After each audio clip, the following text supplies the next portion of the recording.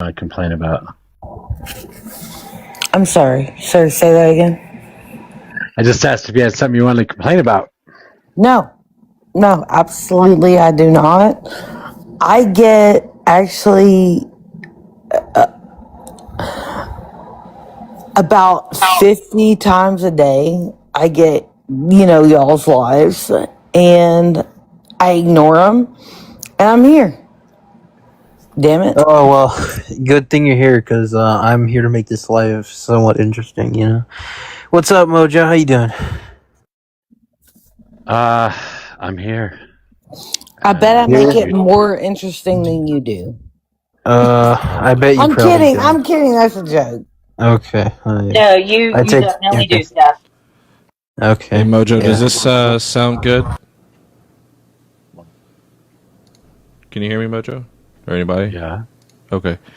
No, I went and set up I guess you could say studio in the garage that's separate from I used to have all of my computers in the garage, and then it dawned on me, I'm like, wait a minute, I have two computers. I could just take one and put it in the house, and then put one out here for whenever I want to stream and stuff. So I just wanted to make sure audio sounded good.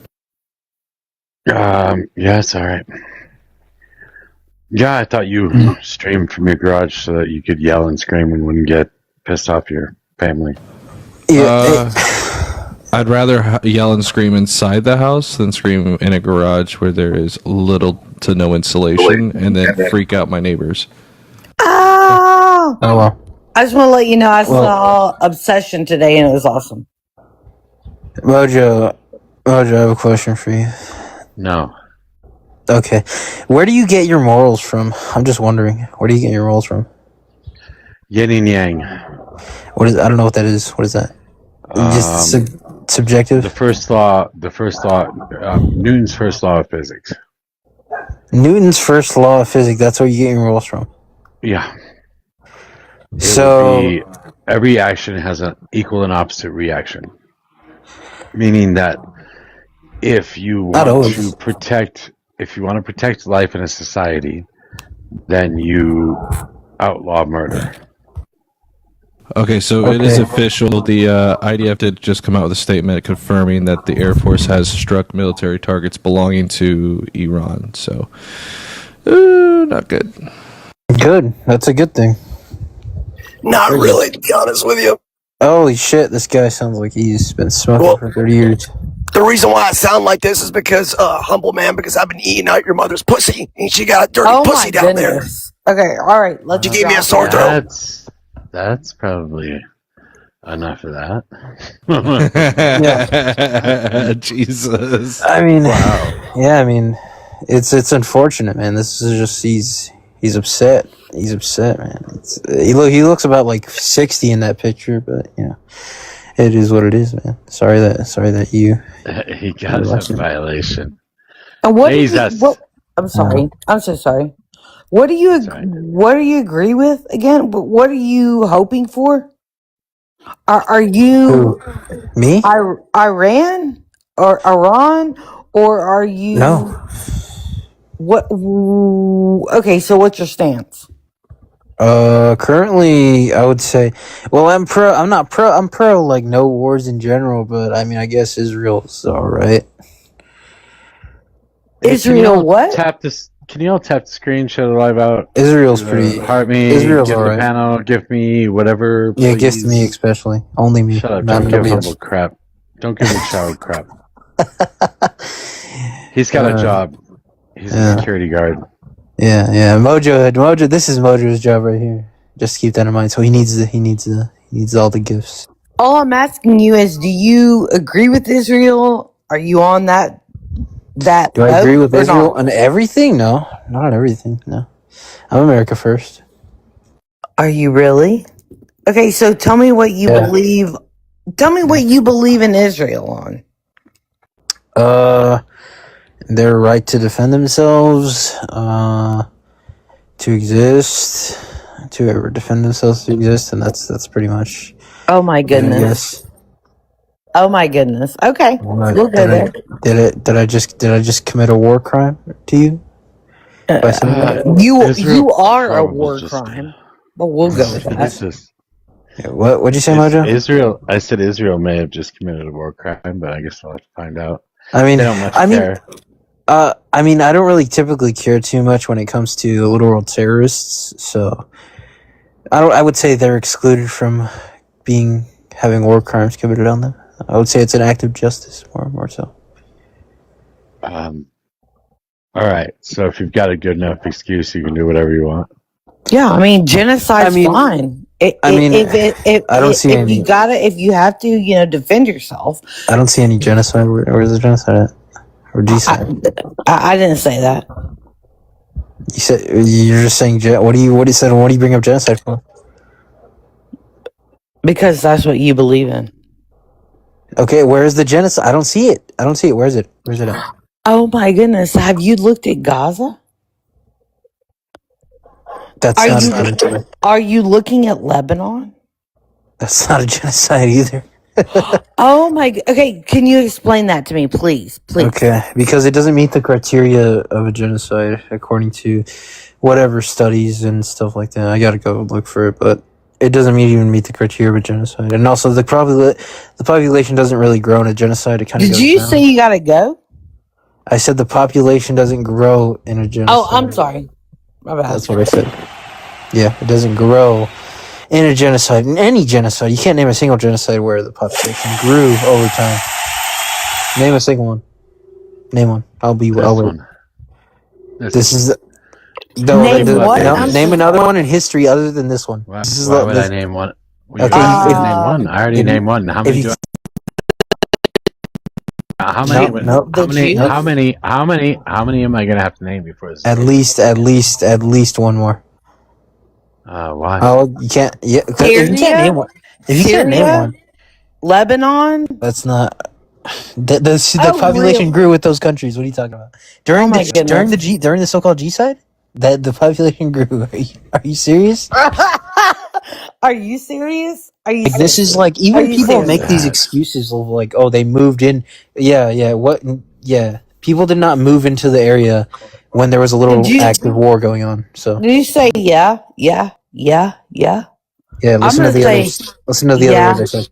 Yeah, listen to the other words I said. Okay. Anyways, let's debate about it. You're not intelligent. Let's talk about America. I want to talk about. Let's talk about America. Yeah, the greatest country to ever exist. All right, you guys. She's just trolling, Mojo. I don't know why you let her up. Yeah, sir, just stop, I am not trolling. Stop I promise you. Stop. Mojo knows me. How do you feel about this, Vince? What do you think is going to happen? About what happened in Iran? Yeah. Well, the thing is that Trump said that this was just that he had gotten in touch with Netanyahu to not do it, and Netanyahu flipped the bird and said, "I'm going to do it anyways." So the question really becomes: one, was Trump lying with his conversation, which is certainly possible and more likely? Amen. Or two, did he actually tell the truth in saying that he went and talked to Netanyahu and told him not to do it, and Netanyahu did it either way? Either way you look at it, it's not a good thing, and I'm curious because the IDF has come out and said that they've conducted strikes, but we don't know to what extent the U.S. had a hand in these strikes either, whether they provided intelligence, whether they provided military assets. That hasn't really been, there's been no U.S. response yet, so I don't know how this works out. I don't know. Oh my goodness, I love y'all. Thank you. Thank you for a platform. You're not welcome. Okay.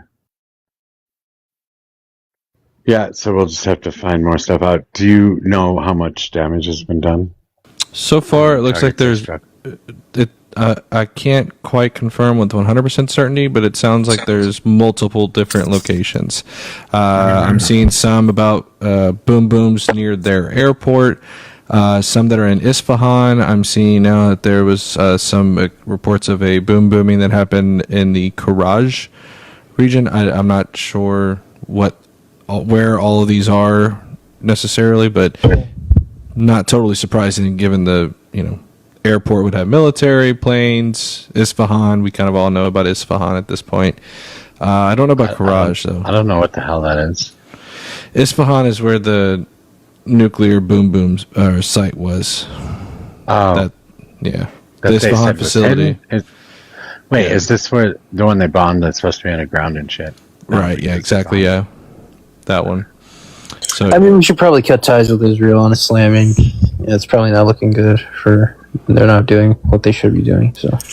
And it's pretty embarrassing because Trump reported to the Financial Times that Netanyahu have no choice but to accept any deal the United States negotiates with Iran because Donald Trump calls the shots. So, but now it looks like Netanyahu said, "Nope, I'm calling the shots." So, that's not going to be good for him if he continues to do that. It's probably in other news, Spencer Pratt got knocked out of the race for the LA mayor. So that was No he's not out way. yet. Did he He's not out really? yet. No, he's not out yet. he's not out yet, but he's basically right there. Oh, I mean, if we didn't have election fraud and shit, so we probably would be up there. But yeah. Oh my goodness. So he's out? Pretty much. No, not officially. And also, he's only like a couple thousand behind. That's it. It's really not that much. Now we're getting reports of Mehrabad Airport in Tehran has been attacked, according to Israel's Channel 12. Israel's Channel 12 too, which is noteworthy, I suppose. It's looks like war is back on the table, boys. I don't know what this is going to do to oil. Welcome to the shit show.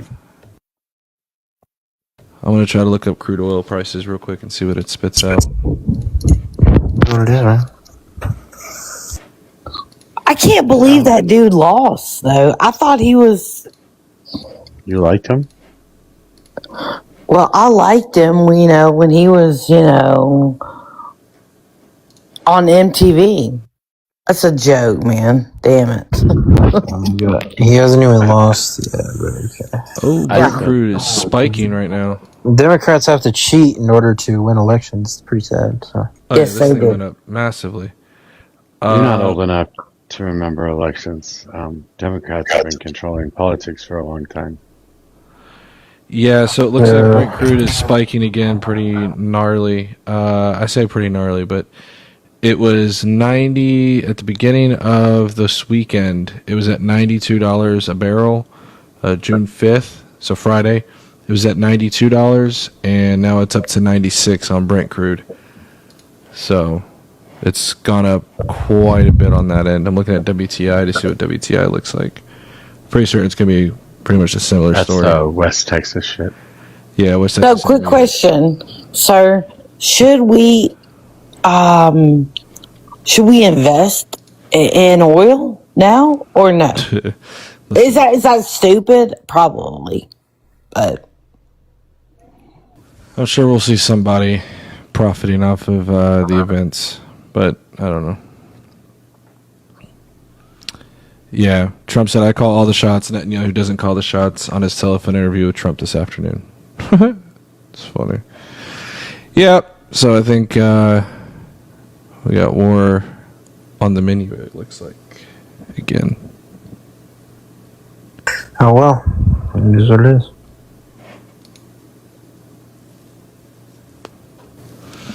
I'm curious to see, though, to what extent Trump gets involved in terms of military assets. We'll probably be pissed. Probably what? were you a Trump voter? Probably be pissed. Who? Were you a Trump voter? Who? Me? She asking me? Yeah. Yeah. Long sigh. Steph, I don't remember. Were you a Trump voter? Yes, sir. I was a huge Trump voter. I was a MAGA freak.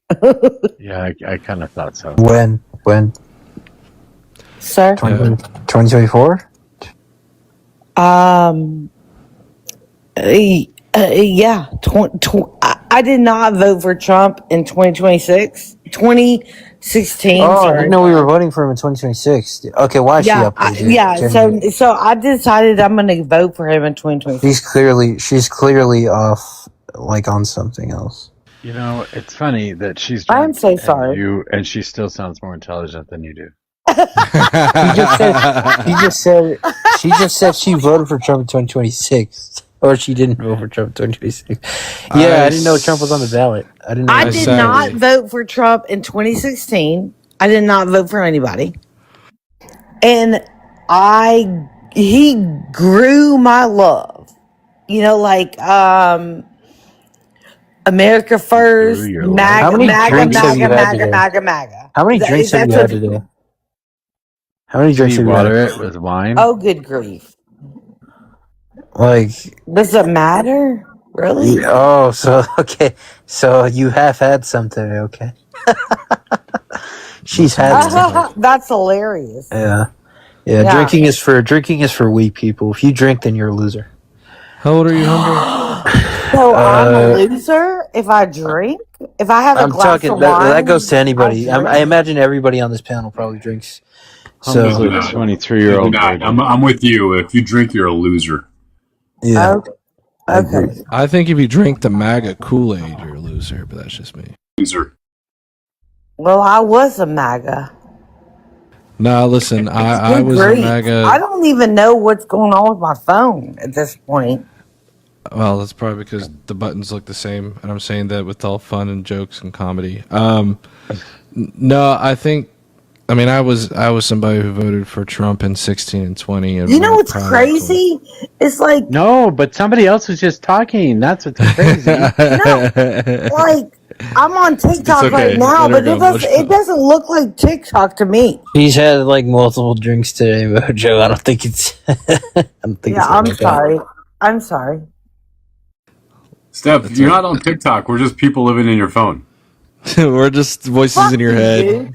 You're dreaming right now. That's not even funny. You are absolutely dreaming right now. That's in my mind, and that's not funny. We live inside your head rent free, or we're living in your phone. Sorry. No. I hate you. Where do you think you get all your ideas from? We're the ones telling you. Yeah. I'm gonna cry. I feel like I'm on a roller coaster of emotions right now. I don't know what is going on. I'm not gonna lie. I'm like, are we happy? Are we sad? Are we? I don't know what's going on. I have no idea. And also, I noticed this. Why does everybody on the panel have gifts and nobody gifted me? Fuck all you guys. That's on purpose. Because they all gifted me, bitch. Yeah, you have to buy more drinks. To buy more drinks. To buy more of that. To buy more drinks. I have no gifts. They're helping your addiction problem. Yeah, I get it. Thank you, Donovan. Good. Thank you. Appreciate it. Yeah. Donovan gave you a penny. Donovan is my best friend, honestly. Yeah. Donovan and Michaela, and I can go into them, but fuck y'all. You're making fun of me. You are drunk, yes? Yes. Yeah, and I'm not gonna follow any of y'all. Well, it's okay. You're not gonna remember. You're not gonna remember any of this. You're not gonna remember any of this shit. You're not gonna remember any of this in the morning. So it really matter. Yeah. Do you not think I remember things when I'm drinking? All right, Mojo, how old are you? Mojo, which one's worse, Chris or Steph right now? And now I'm not saying them as a person. I'm saying like when they're in this particular Mojo, state. You know what? Let me just express this to you, Mojo. I get like 50 times a day Mojo lives that they're sharing to me. Like, are you that fucking desperate? You're a loser. No, he's You're a fucking loser, Mojo. I'm so confused on these emotions. These emotions are wild. I'm not gonna lie. We go from ha ha, Mojo, you're a what? Wait a minute. I'm on a really bad roller coaster trip right now. I can send screenshots. Screenshots. Did you forget that you were a Trump voter? Yeah, I hate y'all. I hate y'all. You're mean to me. What the hell did I do? Why you gotta be mean? Why are you? Well, then why are you drunk? Yeah, Steph, you got work tomorrow? I will I would take the day off. I will always make it to work. No I'll doubt. make it to work. I might take out 4 trees, but I'll make No it. doubt, I will make it, and I will cook all my chickens. What? Cook all your What? chickens? What the hell did you just say? Where are you from for that expression to be a thing? I think your chicken might already be cooked. I'm not gonna lie. None of your business. I None know of your exactly what business Nunez for is. what I do. None of your business for what I do. But I swear to God, I will make it to work, and I will be like the best ever. And I will cook all my chickens. Mojo, I think we need to do Steph a favor here before something else is said or something. I was kind of messing with Humble a little bit. Like, man, you're a little harsh on Steph. I think Steph. Listen, there's orange juice in the morning is going to be a lifesaver. I don't do orange juice. That's pure sugar. No, she does. She does whiskey in the morning. That's what she does. No, it's wine. It's wine. It's wine in the morning. Whiskey wine in the morning. Wine in the morning. and Adderall in the afternoon. What the fuck? Oh, jeez. Oh, jeez. Oh, jeez. Steph, how old are you? None your business. None yet. Do you have a plot picked out already? Of course. Of course. Me and my husband. Just checking. Yeah. Just want to make sure you're gonna be taken care of. That's We're crazy. ready. It's surprising that she's married. Wine in the morning, whiskey at night, and Adderall in the afternoon. What the fuck? I love y'all. I love y'all. This is so fucking weird. I am so. I can't do this. I can't do this. I'm not inebriated enough for this. My God, I love you. I hate you. What is going on right now? Can I say something just on a more serious note? I'm sorry, as in healthcare, I have to say this. Steph, do not mix those. Please don't do that anymore. You will not. Don't do what? Don't do mix what? Adderall and alcohol. Oh don't my mix God, Adderall and alcohol. It's the best though. Oh my God, you will not wake up one day. They cannot be mixed. Oh my gosh, why?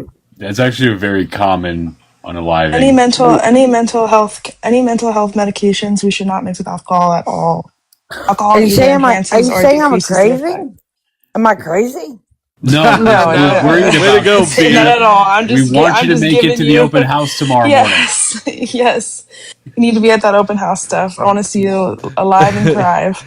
B's sitting here like taking a stray, and B's like, "I'm trying to help you cross the road." I'm fucking with y'all, man. Damn it. I couldn't listen. I had to say something. But please, Steph, don't do that no more. There are other ways to have fun. Yeah, there's going to be a bunch of people at the showing, and then there's going to be like, "Where's Steph?" I don't know. She's never showed. Damn it. I'm going to be there. She's never woke up. But I'm going to be cooking chickens tomorrow. I'm going to be cooking chickens tomorrow. I'll be totally sober. Yeah. What is that? I'll be totally what does that sober. mean? Is that a euphemism, or are you really cooking chickens? Mojo, I can't even find it. It's not an expression. It's said anywhere. I work you really start Googling that shit? What does it mean to cook your chicken, Google? Alexa. Oh, man. What the fuck? I cook whole chickens, man. Wait, are you literally? Yeah, literally. You rotisserie chickens. What?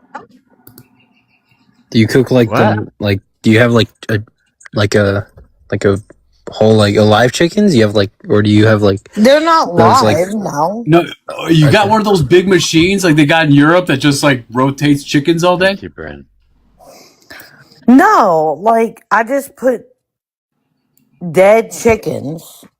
You know, like, just good grief. Stop making fun of me. It doesn't matter. I'm going to be there tomorrow, and I'm going to make it from 8:30 to 5. Where are you going? Are you doing like rotisserie? No, Mojo.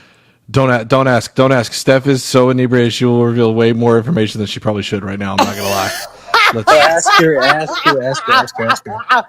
No, stop it, Humble. Don't do this. Let's please.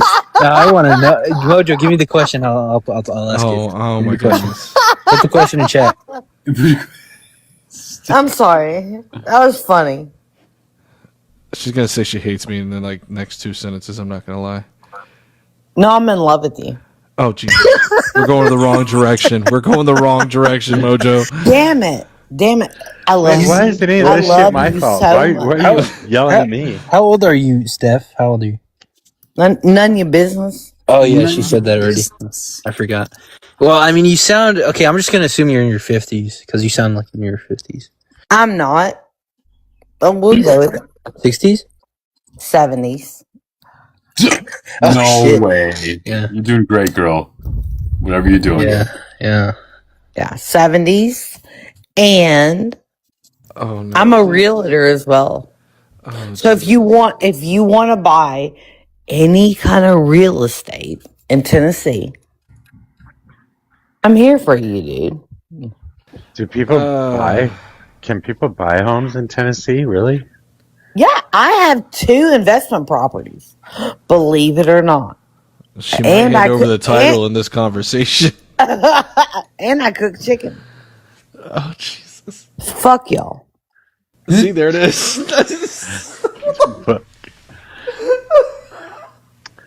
Steph, y'all like just. If I was looking for a lake house in Tennessee, you'd be able to hook me up. Absolutely. I actually own why one. we should have BAC tests before you vote. Also, On the voting, on the polling booth, you have to, huh? Do what? Also, just getting on TikTok. Yeah, no I think you should have to blow into something into your phone. I blew into something for 2 years. I got a DUI, that bitch is gone. Oh God. Pounding. Y'all, how much old do were you y'all when you got love? the DUI? How old were you when you got the DUI?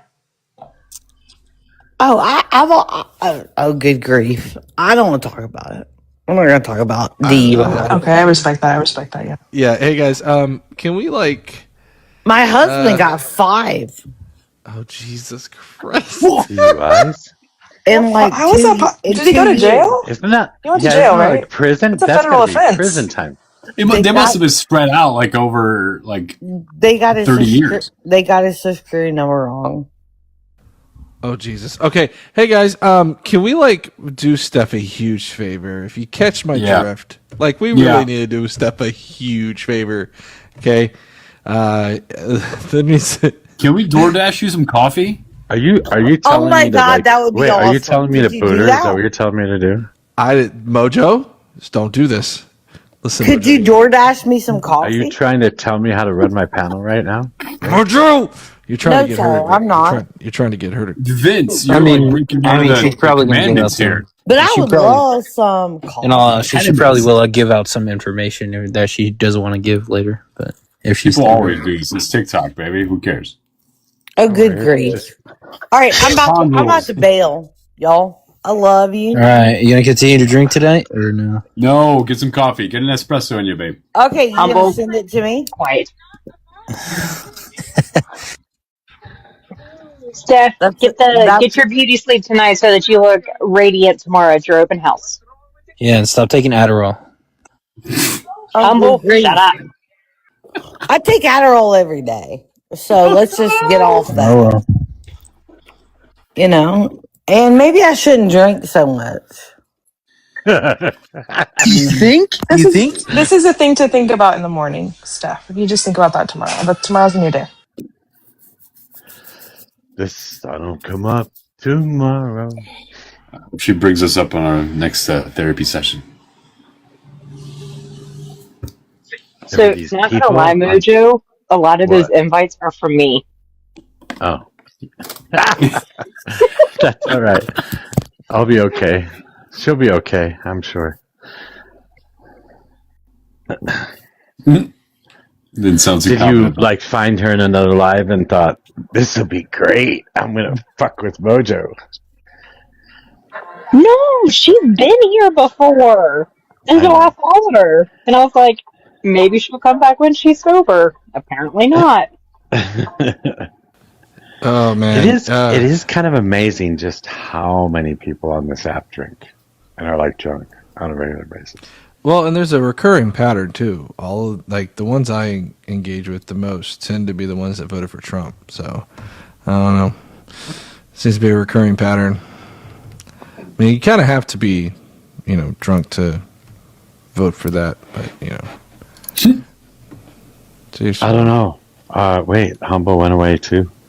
Yeah, Humble left. Now it's all the libs or leftists.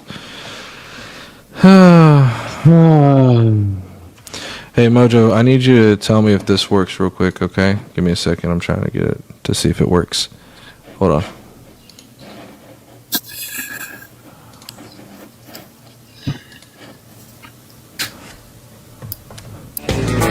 I know what happens when she drinks. Yeah, I hear music. Did that come through? Yeah, it's crisp. Good. All right. Like it doesn't sound secondhand. Good.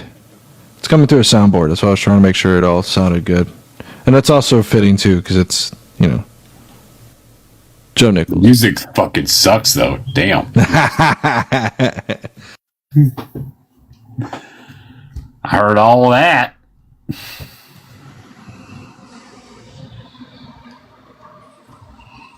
Anything else in the news? Penn Station, 5 stabbed. Oh yeah, we heard that Navrat said that in his live. They said that apparently the suspect has already been caught and that they think it was an isolated incident. Well, they caught the person, so it couldn't have been Steph, so that's good. That's true. All right, I gotta tell you guys something funny. There was a kid that was playing poker at the poker club I was playing at. It's an underground poker club in Fort Collins. This is when I was much younger. And he would come in and he'd lose $100 or so, and then he'd leave. And he would do this every once in a while. He wasn't in there very often, but he was in there every once in a while. One day he shows up and he buys in for like $2,000. And we're like, sure, sweet. And he dumps the $2,000 and then leaves. And then the cops show up the next day asking about the kid. And I guess he had just robbed a bank and then came over to play poker with the money. So we all took some bank robbery money in our poker game. It's kind of weird. Minecraft, of course. No, in real life. No, I mean like for TikTok purposes. It's fine. TikTok should be fine with it. Yeah, you can commit all the crime you want in Minecraft. It's yeah, but the kid went to jail. Safe. It's okay. They ended up. We told him who he was, and he ended up going to jail for it. They couldn't separate out the money. They didn't know who it went to or whatever. So we got to keep whatever he left for us. They found the rest of it in his house. Well, hey, Mojo, fun fact, next month I will be going very likely to an event and be seeing your very favorite friend that we debated, Admiral Gibbs. So that's going to be kind of fun. It's like a debate con, like debate con event or something. So I plan on going up there, but yeah. Wait, I'm confused. What'd you just say? But Admiral Gibbs, first time we debated what? I'm going to be going, well, let me rewind that. They're hosting a pre-debate con debate thing. Like it's like an event or whatever, I guess at a venue or something. And I have no idea what we're debating yet, but he just invited me. He's like, hey man, we're going to be hosting this event. Do you want to come up and see everything? And I'm like, yeah, sure. I'll come up there and, kind of shoot the shit. So there will be an IRL debate very likely. I don't know if me and Admiral Gibbs. I don't quite know yet who all is going to be there, but it's going to be IRL. So it'll be kind of fun. In Texas. Yeah, it's in Texas. Yep. In Texas. So It's going to be pretty fun. Maybe. I don't know. We'll find out. Wonder if I should go after Logic and Liberty. Logic and Liberty. Who's that? You don't know who she is? Sounds familiar, but I don't know. She's a big libertarian here on TikTok. Oh. She's got a couple 100,000 followers. Hell yeah. When she runs live, she usually gets 5 or 6 or 700 people, something like that. Huh. Yeah, I'd go after. I mean, she's in Colorado. She's the only conservative I know on here from Colorado, but she's a libertarian. Well, I had a.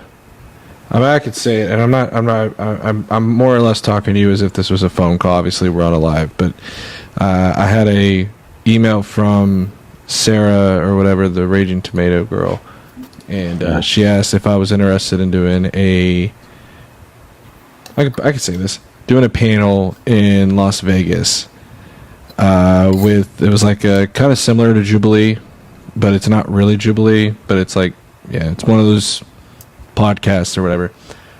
And I was like, that sounds really great, really fun, except for 2 things. I'm going to be out of town that week, and 2, there's no way I'm going to be able to afford to fly out, like, to freaking Vegas with the way the flights are, so.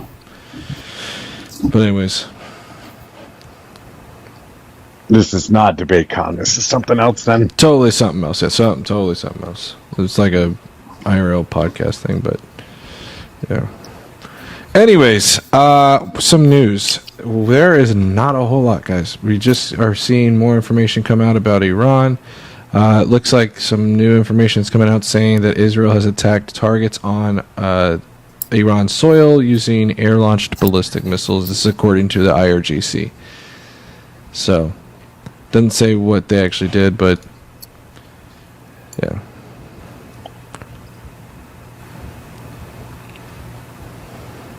Has Trump responded? Trump has not responded yet. And it does look like Spencer Pratt is pretty much all but gone from the mayoral election. Yeah, the last statement we have from Trump was Trump saying he calls the shots, and then Bibi or Netanyahu calls the shots. Yeah, pretty much. But like we said, we still have no clue whether or not, Trump was lying when he was being, or being hyperbolic like he is, but yeah.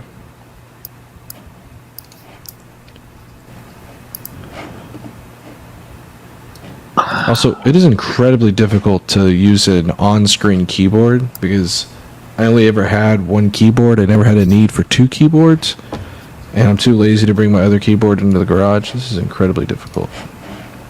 Are you on a tablet? No, I have all of the setup of regular PC setup, but I just don't have a keyboard.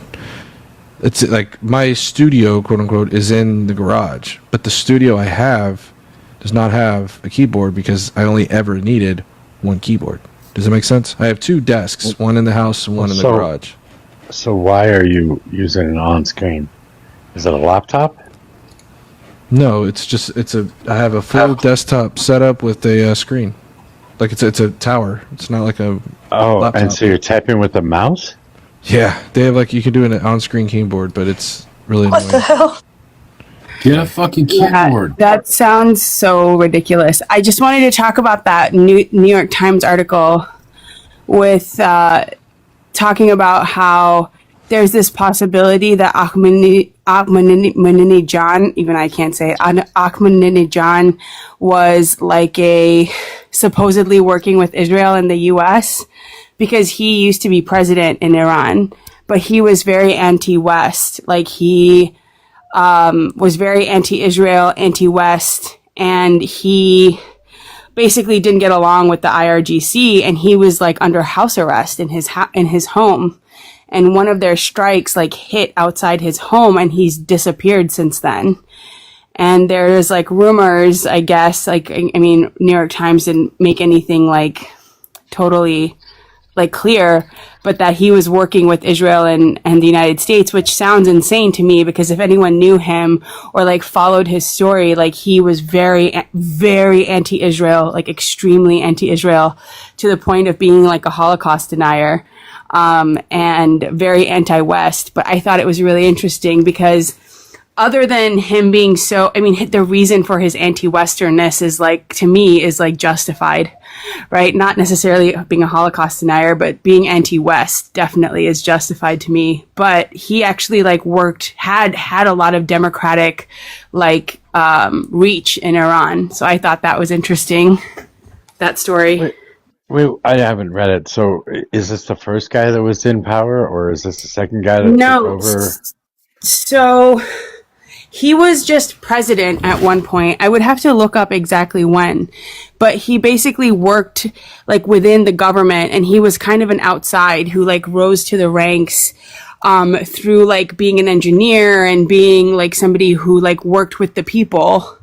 And he had like some power in their Iranian government. And I think it was during, not the Shah, but what's the guy the name starts with an M? What's his name? No one remembers. Otaba? No, I don't know. Their structure of the government's so weird. So they have like the Mushtaba. Yeah, like it's just it was an interesting New York Times article, just because like I don't know, something about it felt like propaganda because of like the story around it, and it was just like I couldn't really figure out what was the point, and I found it to be like kind of interesting. Is this something that just came out or? Yeah, it's like a newer story.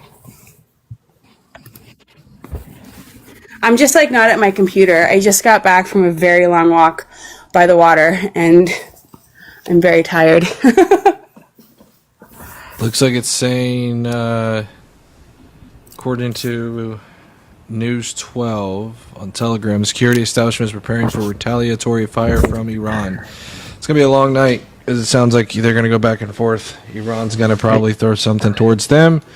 They're going to throw something towards them. Meanwhile, Trump is sitting with a thumb up his rear end. Yeah, he's bored by this. He's bored by it. It's boring now. He wants to play dress up and decorate the White House and have his UFC fights where everyone from the military who's invited either has to have a 0.55 waist to hip ratio and all the men have to be above 5'9". Like, it's just so crazy. Like, I just have to laugh at it at this point. Like, that's literally stuff I get to build. Yeah, he just wants to play. He wants to do whatever he wants to do. He doesn't care about governing. And MAGA doesn't care about governing. They don't. They just don't. They don't give a shit what happens to anybody. They don't give a shit. Their value to me, their values are clear to me. I don't care about other people. I care about getting mine. I care about feeling and seeming right. And I'm afraid. And I am just afraid of anything I don't understand. Fine. You go be afraid and let the rest of us work then. Because that's all that's left. There's no talking to these people.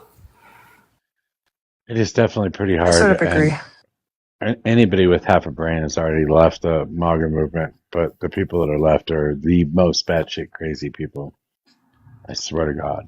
Which is also that kind guy of that terrifying, though. It's kind of terrifying. Well, yeah, we're seeing white supremacists come out as self-avowed white supremacists and coming on TikTok now, just like invading panels and shit. Fucking weird. Yeah, they're totally empowered to say and do whatever they want because the president says and does whatever he wants, right? He can do it. I can do it, right? And you know the thing is the world they want to build is not a world any of them want to live in, because they have safety now. Still, they have food on their plates. They still have access to gas. They still have access to fuel. The world they want to build is the world that I left. And I know that world is fucking hard. And I know what it took to leave that world and what it's taken to build that world up in the small ways that it has. They're not ready, so whatever. I'll be fine. I know how to do this. They won't. Well, they think they will. They don't care what gas prices are because we'll just deal with it. Somebody came up earlier, some MAGA person came up earlier. Actually, it was the white supremacist dude. I guess he turned out to be. And started talking about nationalizing all the oil companies. It's like, sure, let's do that. We should do that. Actually knows. I actually don't think he knew what that meant, though. Oh.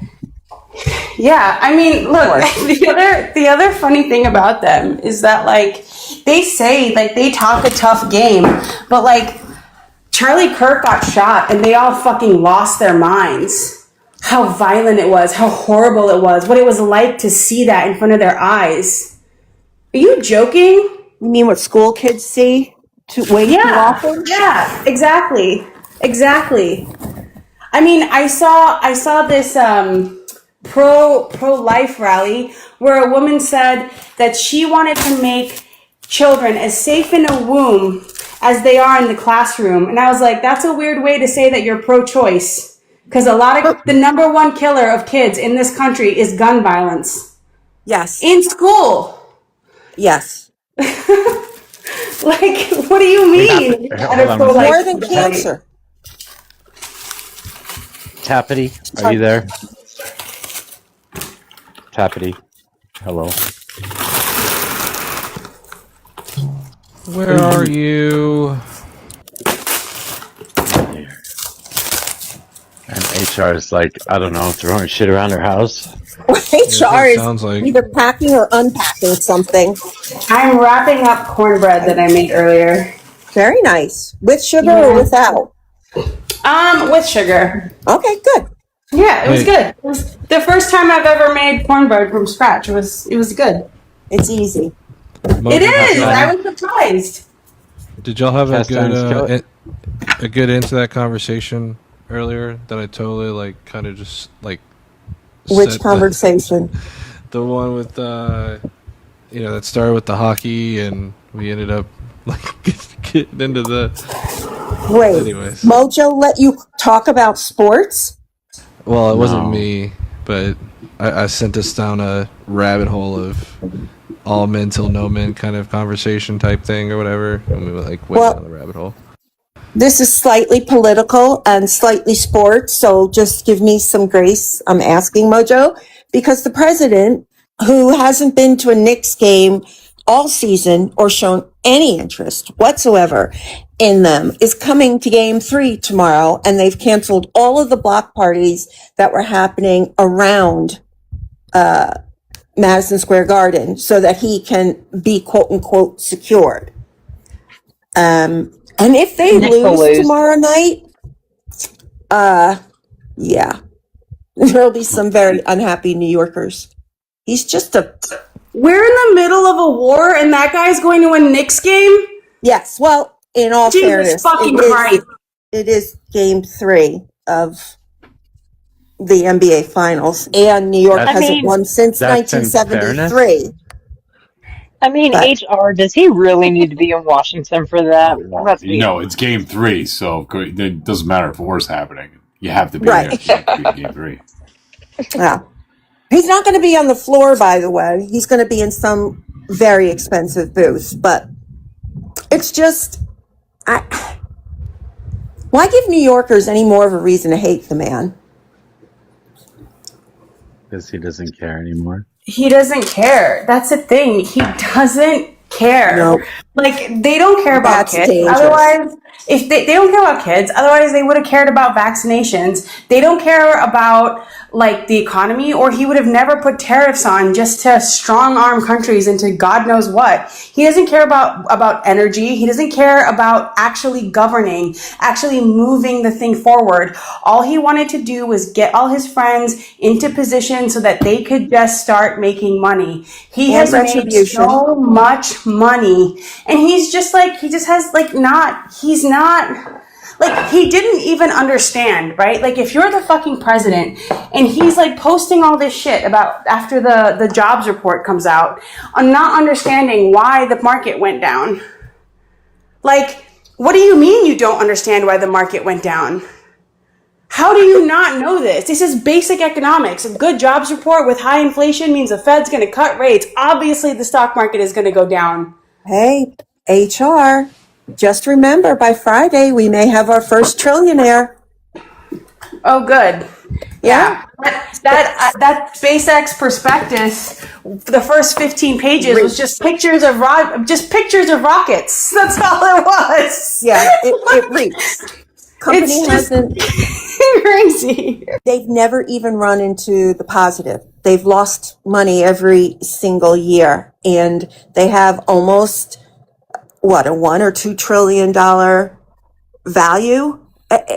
It's just valuation. It's just insane. Yeah. Considering he pays no taxes.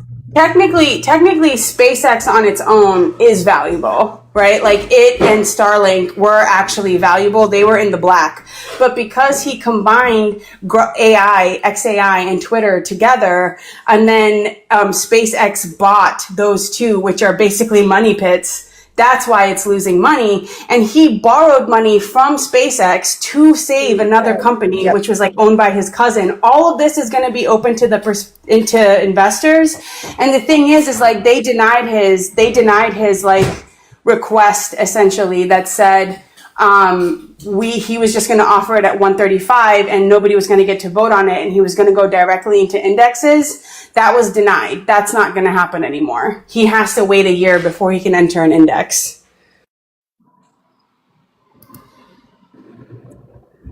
We now live in a world with a trillionaire who pays no taxes. I just don't get it. I don't get how. Okay. Wait, so this is because the IPO is being released? Is that Yeah. what it is? Is that what Yeah. Yeah, it's a buy, borrow, die, right? You buy, you borrow, you roll over. You basically, the way that they don't pay taxes is they buy a bunch of stock, they use the collateral. Then they roll over their debt as their collateral, which is their shares increases in value. And then when they die and leave their money to somebody else, they get a step up in basis, and all of that tax gets cleared. And they can use the new valuation of those share prices to pay off the debt. Yep. That's what happens. I'm aware we need to change the tax code. We need to change the laws. He's not the only one doing it, but he's one of the worst offenders. Yeah, okay, before I drive Mojo crazy, I'm going to go because I have to clean my kitchen really quick and it's going to be so loud. Why are you cleaning your kitchen on a Sunday night? Because I went out on a long walk and I left my kitchen a mess, so now I have to clean it before I go to bed. Okay. I know, it's bad. I'll be listening though. You sound super stressed. So. Petty, are you there? I am here. Petty X what? I got to look at your name. Oh, Petty Expert. Can I get your age and who you voted for, please? I am 31 and I voted for Kamala Harris. Fucking liberals. Liberals everywhere. Yes. What about the basic IQ of the last few Trump voters, though, Mojo? Sure, but you want some? I don't know. I'm going to yell at you guys. I'm going to piss you off, and you're going to yell at me, and then it's not going to be nice. I'm not easy to piss off, though. It would just be a typical Sunday, Mojo. Agreed, but now he's Daniel, trying on the other hand, is spend time playing his video game. How's that going? Crash out easy. I'm not playing right now. Right now you weren't. This afternoon you were. Yeah. Jeez. Hey, I will say, Mojo, the conversation earlier today helped me rage clean my mom's Tahoe so that her and all her retired teacher friends can go to the beach tomorrow. Did anybody else hear that happened to Mimi? Did anybody else hear what the guy had said in real time? No, I think that's when I was Serious? teleporting in um no service land. Because I was listening. I mean, I knew where the conversation was going. I was kind of following it along, even though I was playing a game. But I didn't hear what he said. All I heard was her going off at him. He was making a reference to that Ukrainian woman that was basically poked in the train. Yeah, I heard that afterwards. She came back and played it back, but I didn't hear it originally. So she was mad that I kicked her instead of him, which is understandable because I just didn't hear him say that shit to her. Yeah, that dude's pretty subtle with his racism. Yeah, well, okay, He so would throw things in there every so often. he would, and he's been on a couple times before, so I knew who he was. He stays pretty calm the whole time. We did talk to his wife. His wife seemed to be somewhat of a moderate. I thought he was a groper to begin with. I don't think he's a groper now. I think he is probably a white supremacist, but not positive. But either way, I mean, he's been relatively normal. He hasn't freaked out too much. He does interrupt a decent amount, but I mean, that's something we can handle. So I guess it was just weird. I guess I haven't heard him be so overtly violent in nature, I guess, before that. Vader, I'll only tell you if I get a ride in your plane. He was so vulgar to her, it was beyond the pale. It was just yuck. Yeah, I think that is also he is an example of what is left of the MAGA movement, in my opinion. That's true. Yeah, but that's like 20-something% right now. That's still a lot of people. And by the way, sorry, Mojo. I'm just saying it is a lot of people. Yeah. But there are only 4 states where he's keeping that level of support. I saw that on the news today. It was North Dakota, Idaho, one of the red states. There's only 4 states where he's polling to bring up those numbers. But they didn't seem to be high populated states, so maybe they oversampled them. But Well, Idaho pretty much tracks though, because that's where a lot of sovereign citizens and NSWPs actually congregate. Mm-hmm.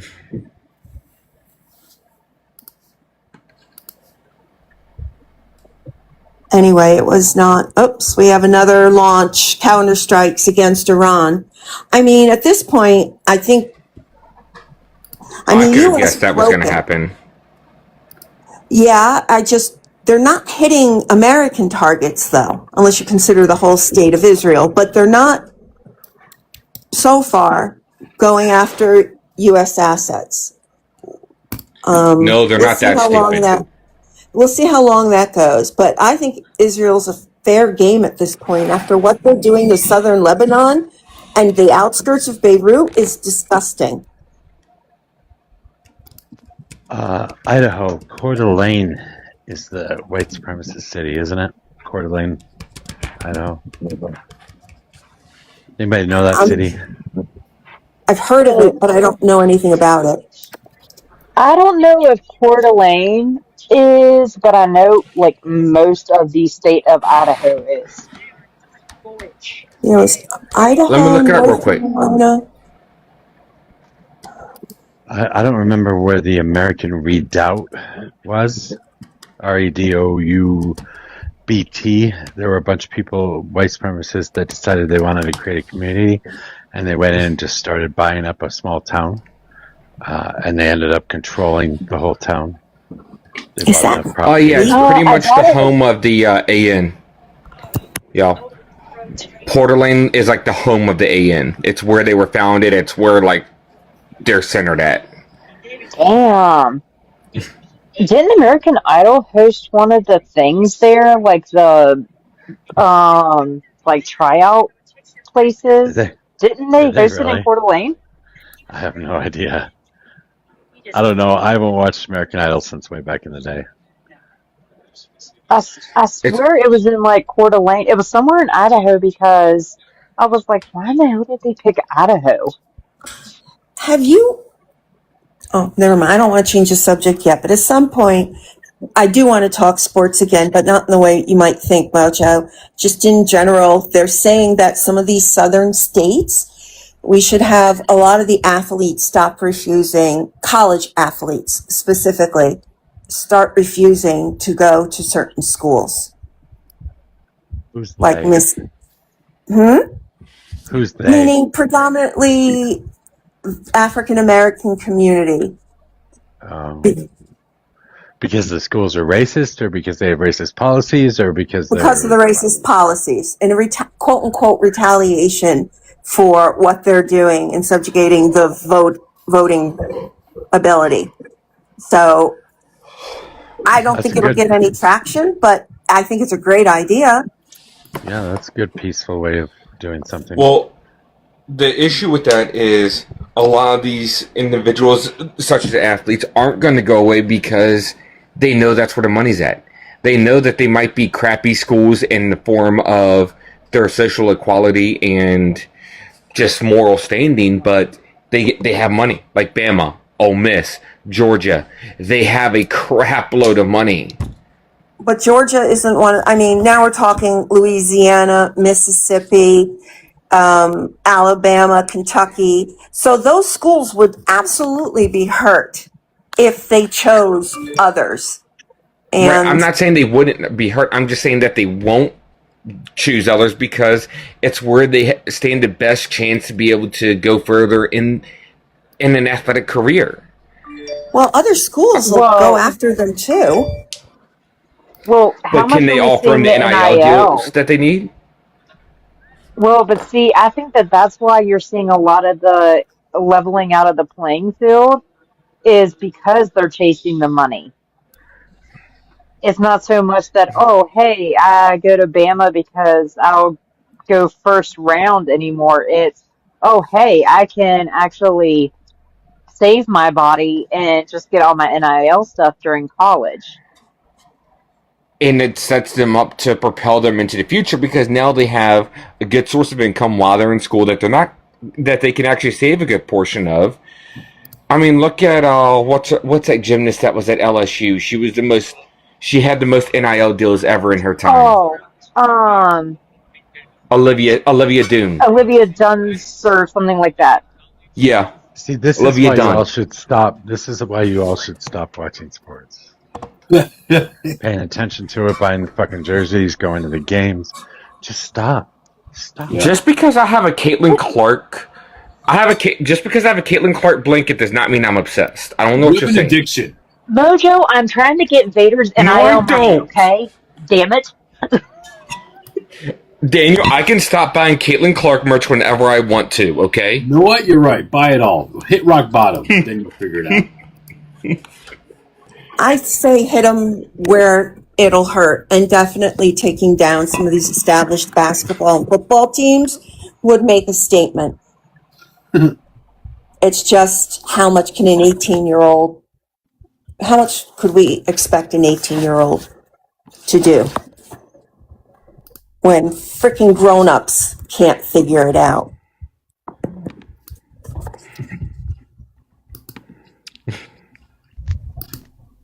But it would decimate certain schools, which would be just interesting to see.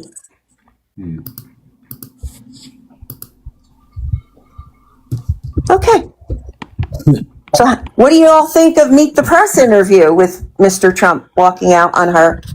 Oh, that was a TikTok crash out. That was temper tantrum. Temper tantrum is what that was. Did you guys watch it? Yeah. And then I came to TikTok and reposted them all in case, somebody didn't see it. I think it's important for people to say he cannot sit for what would be a normal conversation about politics. Can you imagine if Barack Obama or Joe Biden had just said, that's it, I'm not answering any more questions, bye. And call her darling.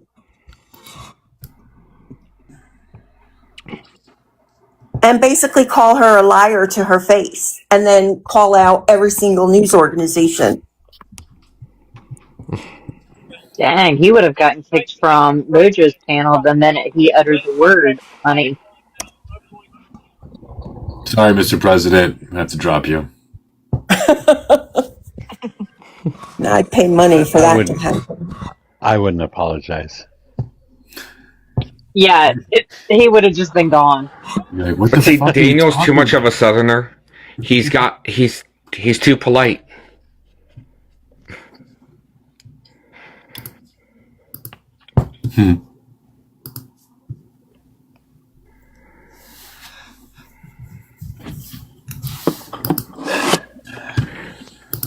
I learned my lesson, though. Y'all taught me that I can't bypass my rules. Man, when Rosa started saying sweetie or honey or whatever the hell she was saying, everybody freaked out on me. Because you have a sweet spot for her. And it's not that you have a sweet spot for her. That's perfectly fine. She gets away with a lot, which is kind of amusing.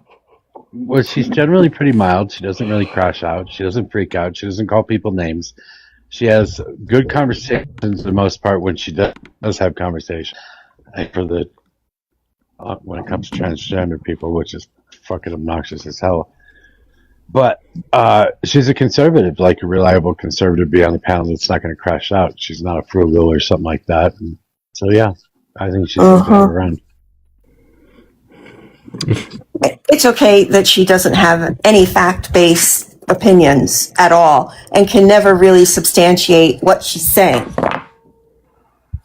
Do any of the MAGA have fact-based opinions?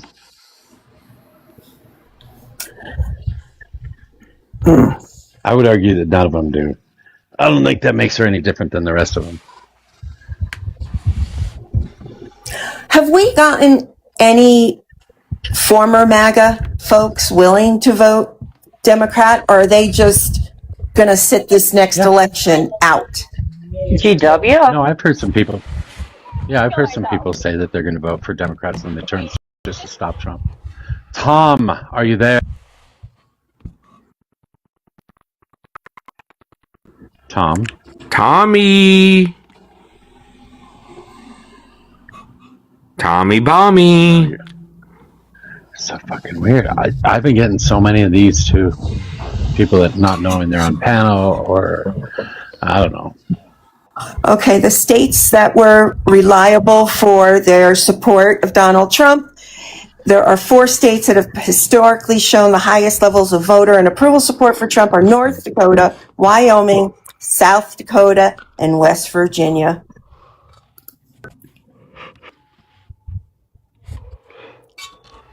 And no offense, HR, but if your kitchen's already cleaned, your kitchen was not dirty.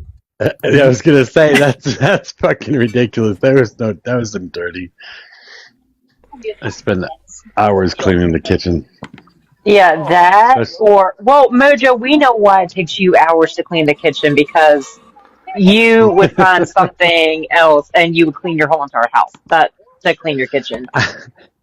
So on top of my cabinets, I have a bunch of stuff that I picked up from auctions. So like porrones.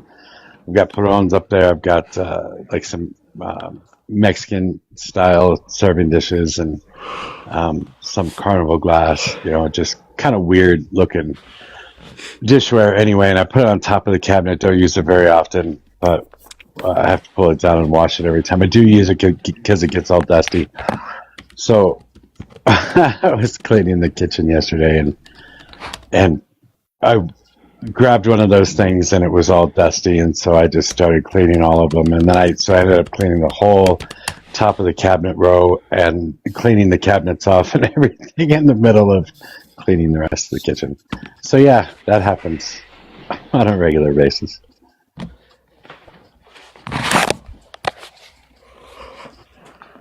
Why is Brobot whining in the comments? Does anybody know?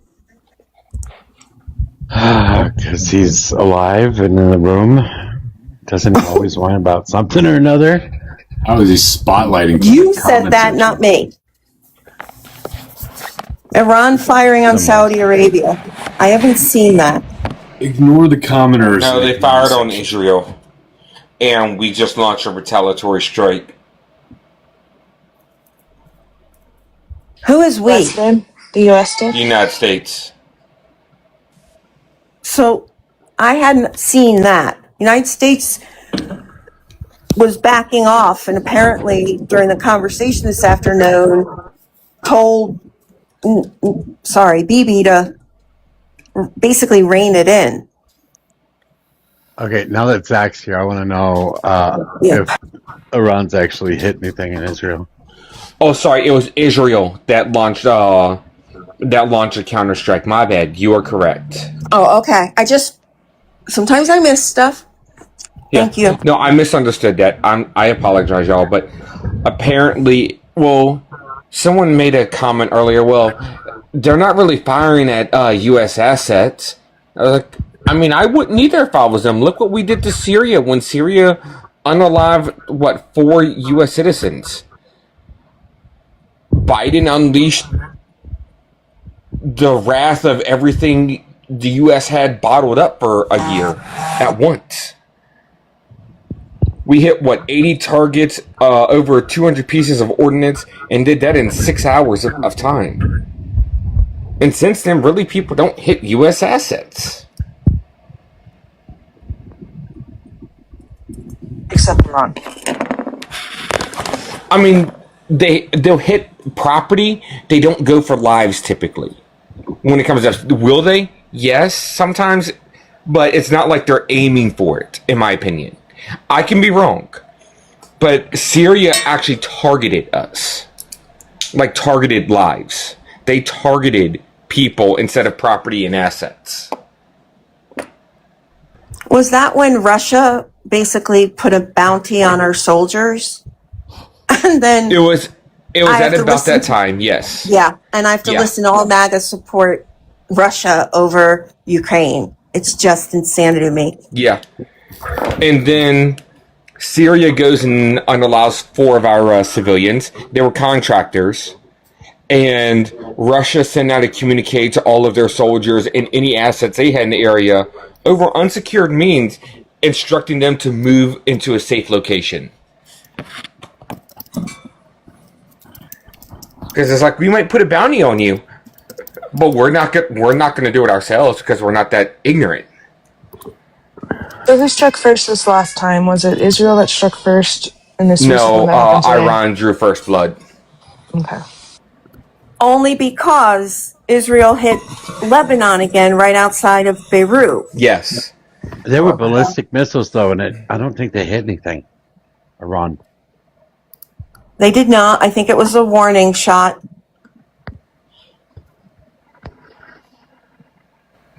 I think it was probably shot at the center of Israel, but their dome did it hit Tel Aviv? So worked pretty well.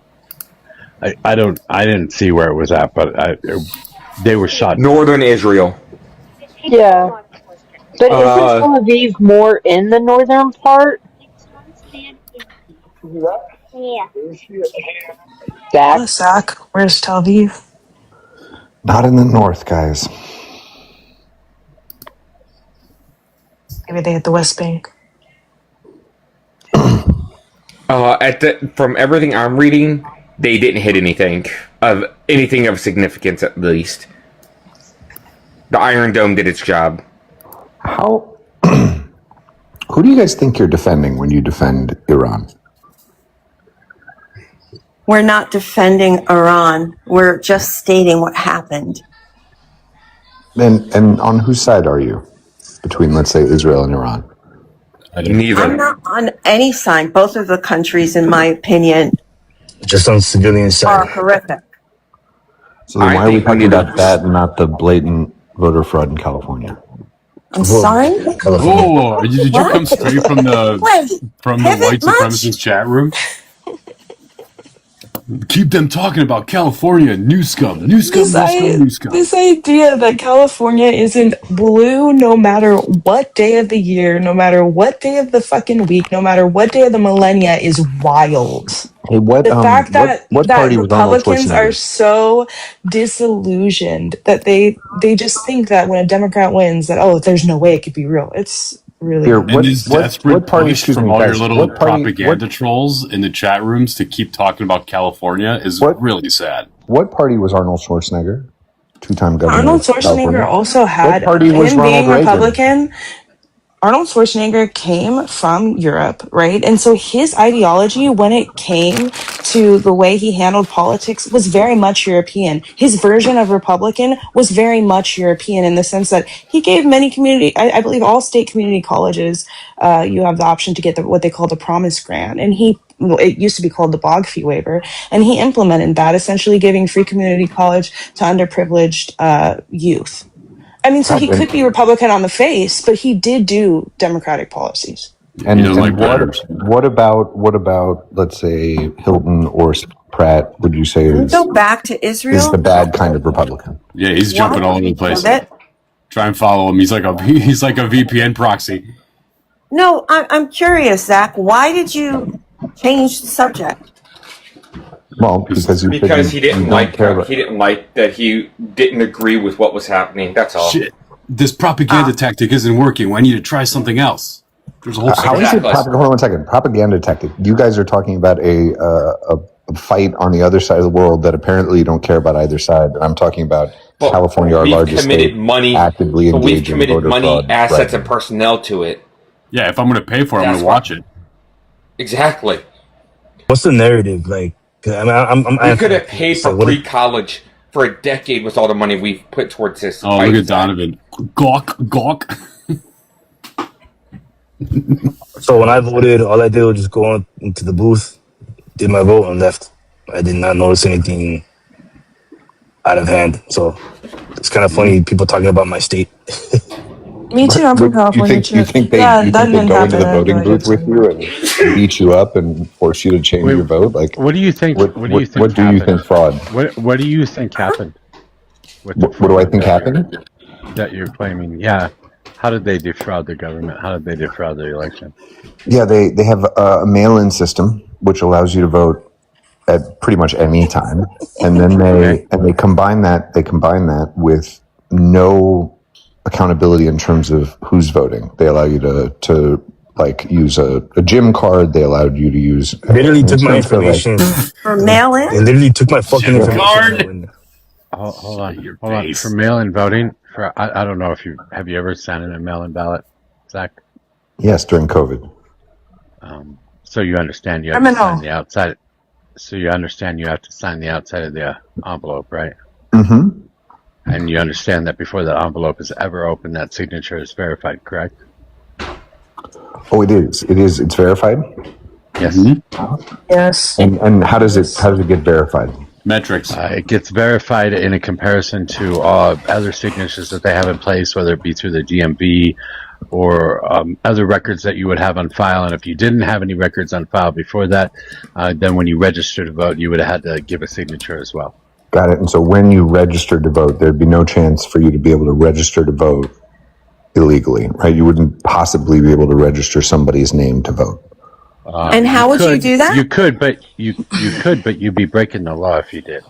Oh my God! Are you telling me that if you can do that everywhere, Zach? You could not only California, you could do that everywhere. They wouldn't do election fraud because you can absolutely do that everywhere. By the way, and on top of that, I'm pretty sure every single state, including California, requires some sort of a photo ID when you register as well. Yes. Every single state requires a social security number because it's a citizen-only system, which is then verified. Okay, so just to be clear, wait, hold on. You think there's this massive voter fraud, but yet you have no evidence to prove that a single vote was cast illegitimately. Not one. Even his own AG said that he didn't know what he was talking about and that there was no widespread fraud like he portrayed.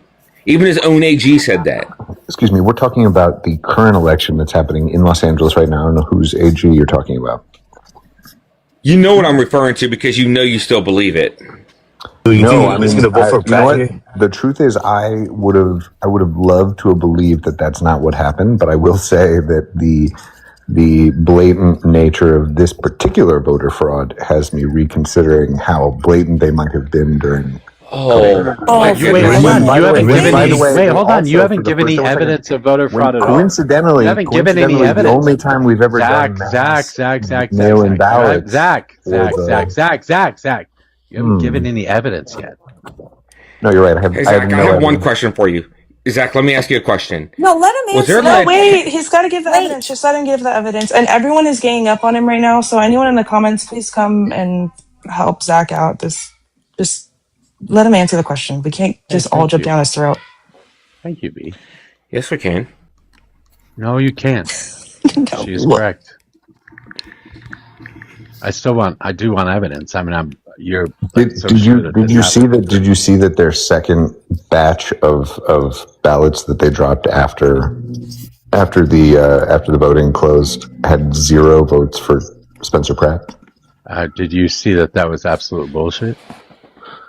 Why was it absolute bullshit? Oh, do you mean that they said that there was? It didn't actually happen. It didn't actually happen because there was a glitch, right? There was a glitch, and then they found votes. It was almost like when it became a big story that the voting numbers that they had given were so outrageously ridiculous that anyone with a brain was like, all the votes were counted. And then afterwards, they said, "Oh no, actually, there was a glitch." And during that glitch, there was just no votes for Spencer. But we corrected it. There was some. Look, there was some.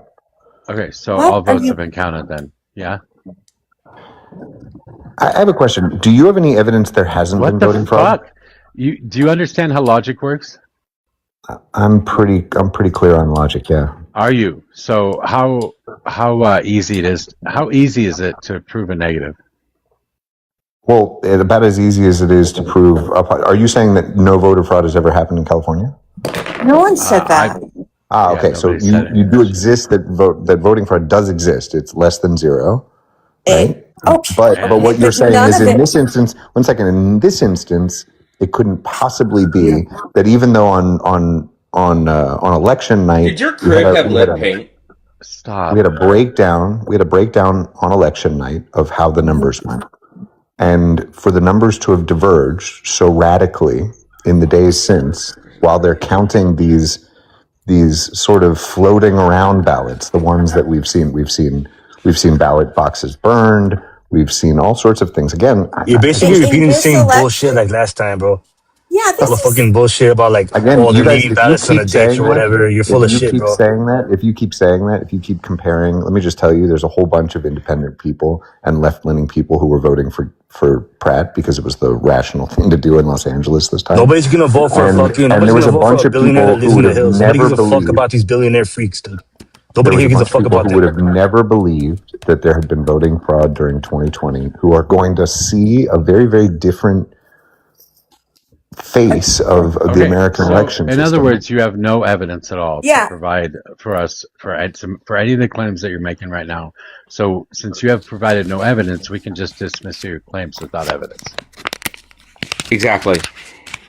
And we are not. That's called. And we have lost the Just so you know. You just admitted that election fraud exists. Just so you know, that's called Hitchens razor. You might want to look just that admitted. You just admitted that election fraud exists in California. Did you not? One's. There's this case is dismissed, Zach. Sorry, you can file an appeal. You guys talk about how he's a good candidate because what, like his mansion fucking burned down. Dude, here in LA, we laugh at those fuckers, man. We don't give a shit because they're the ones that live in the hills and want to fucking fuck over us all the time. So, yeah. And if we were so good at quote unquote cheating, why didn't we win in 2024? Well, because that must have been a little rigged as well. You didn't have mail-in ballots to cheat with. Duh. Yeah, we did. Of course we did. Mail-in's been a thing since before COVID. Colorado has always been mail-in ballot. Well, no. Some states surely have. Some states surely had So always we do mail-in have ballots. so we do have But mail-in ballots. didn't whether you we like do it or not. something? But did we do something different for 2020?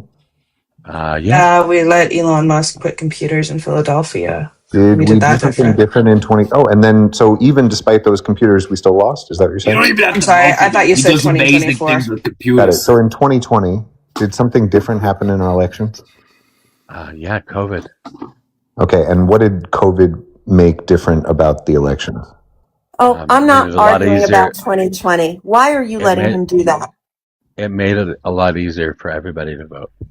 You're right. It did make it a Don't you lot think that's a easier good for thing? quote unquote Don't you anyone to don't you vote. think that's wait? You don't think it's a good thing that everybody votes? I think that if you utilize a system in order to cheat, and that system, quote unquote, is Yeah, but something that again, you helps have more no people evidence of vote. any of this shit. Again, you have no evidence of any of this shit. So No, you're right. I'm gonna you go can- ahead and you can tell that to dismiss all the it. I'm gonna people. go ahead and dismiss it without evidence. So what is your issue? My issue is that I have lost trust in the American voting system, and I think a lot of I people don't also care. have. Nobody gives a shit what you trust or don't trust. But you know what? You're going to find there's going to be a very different world that's coming. Actually, because I of have this. a question. I have a question for Zach. What do you trust in the American system? Oof, very little. Like, name one. What do I trust in the I American think we have to system? understand that he is not an American citizen. He is an Israeli citizen first. Oh, that's so what the gross. fuck? He That's doesn't even the go here. dumbest thing I've ever heard. You can't in my sit with life. us. Wait, you I am said a that son the of other day. I am a son of the American You Revolution. said I'm more that of an the other American day. citizen You than told me all of that you. the other day. As a matter of fact, I asked you what you loved about this country, and you couldn't give me a fucking reason you love the country. But I asked you what you loved about Israel, and God damn it, if you didn't have a fucking list drawn up already. No, there's a lot about what America puts out that I love, right? And there's a lot Hollywood, about the American. rock and roll. Sure, there's a lot about the American geography Chitty chitty that I bang love. bang. But Hey, in Zach. terms of the American political system, I don't think we have such a clear record. Actually, Yeah, Israeli Zach. first. So, Just so what about Spencer Pratt's policies did you like? I thought his focus on animals was admirable and important. I thought his clear one issue focus on cleaning up the streets and making a really gross situation in Los Angeles. I don't know how many of you actually have lived in LA or do live in LA, but it's not a nice situation right now. Yeah, I live in LA. Okay, I just want to say something really quick. The You sound reason like you're that part of the problem. the reason Zach doesn't trust the political system is because Zach himself is an untrustworthy person because of his own dishonesties, because of the way he operates around things is why he doesn't trust things, because he is an untrustworthy person. He's not a person that we should listen to or decide anything with because he just twists narratives. He's just here to make us twist and think about something in a different way. Even the language he uses. We say something with nuance. His automatic reaction is to say, well, all things are like that. Oh, if there's one piece of evidence of fraud, then the whole thing is fraudulent, right? But he will never take that same nuanced perspective to anything he thinks. He's just here to twist narratives. He's an absolutely useless human being. Well, that was such an Mic inspiring drop. speech, heuristic. No, she's First right. group response I've heard. Yeah, really, it was a response. What exact did you have a specific thing that you had a problem with, or did you just want to just? Jack, you are like an awful human being. Like in every respect, what makes everything me an I've awful ever human heard you espouse is just nonsense. It's just disgusting rhetoric. It is always a narrative, and you have an absolute your like loyalty 100% lies with Israel. And right now, Israel is the bad actor, the rogue state, the horrible government that is dragging us into a stupid fucking war that is ruining our economy. So yeah, I don't like you. I don't respect you. And I know that you are full of shit. Okay.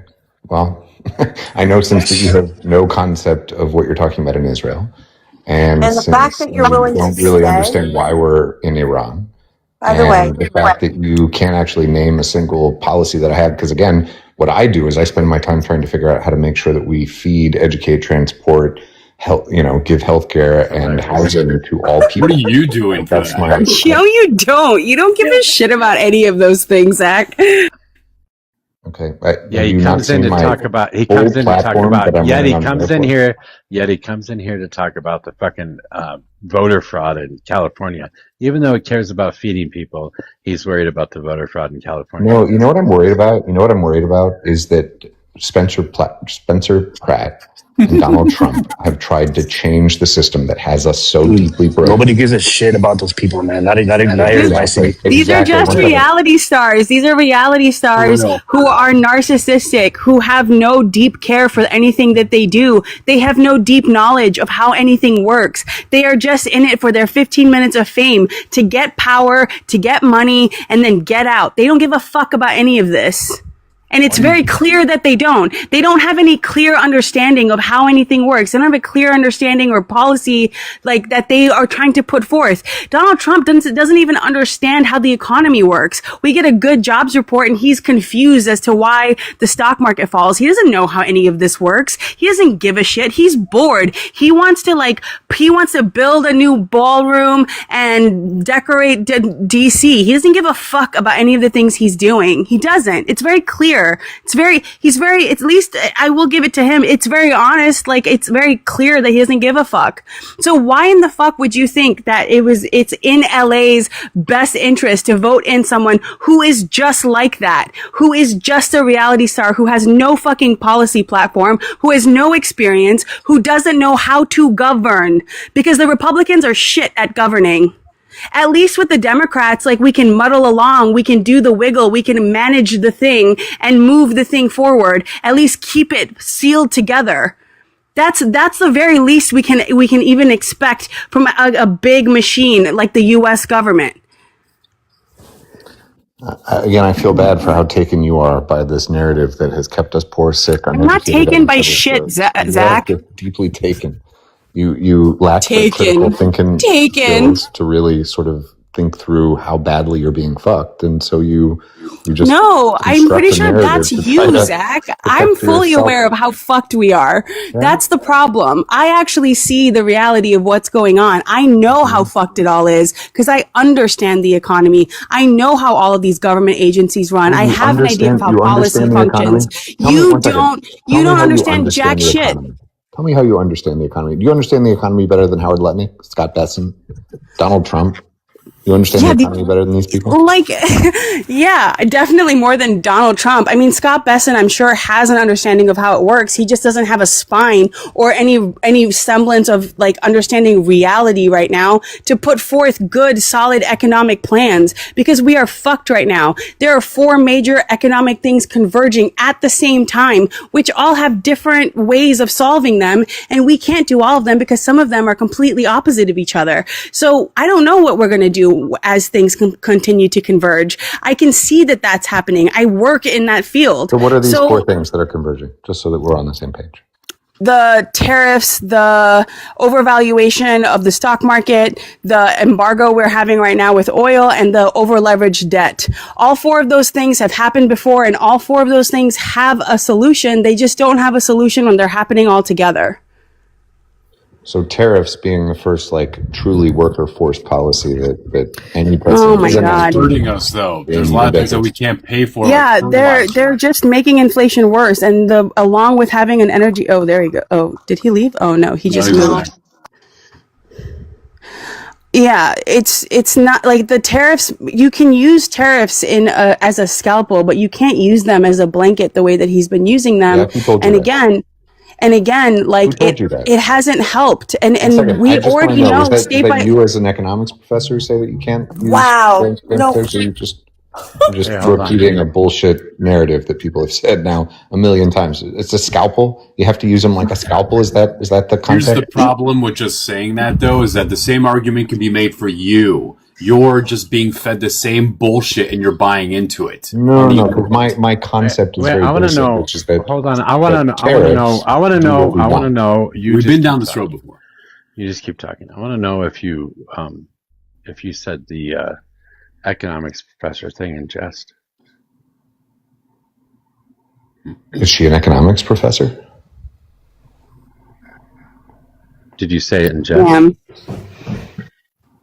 I mean, if you're an economics professor, she kind of is. I'm in love. Then I'm in love with this. That's amazing. That's fantastic, and yet more reason. God, all right, I'm done with this. I gotta go. Right. This is so lame.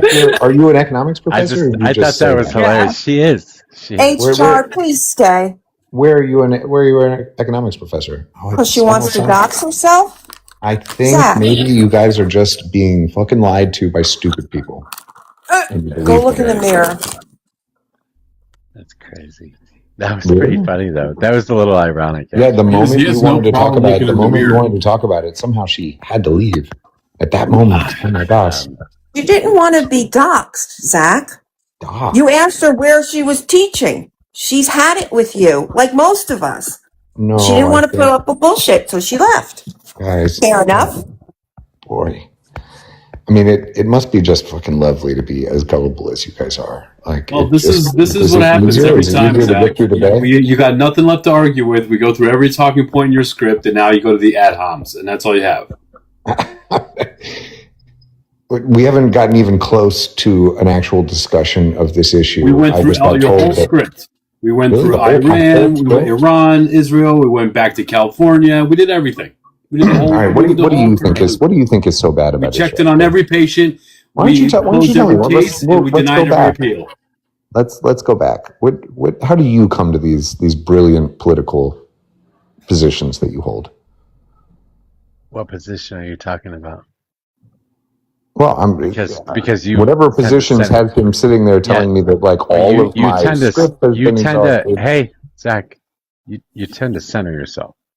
So I'm not sure that you understand what anybody's positions are. That's why I'm asking, right? Trying to understand. You didn't ask what their positions are. You asked what brought them to the positions that they hold, even though you don't know what those positions are or even where to start with them. Well, I mean, but that's because they don't have positions. They just argue against people who have positions. Why don't you start with asking about what their position is on a particular subject? Sure. I think it's pretty crazy.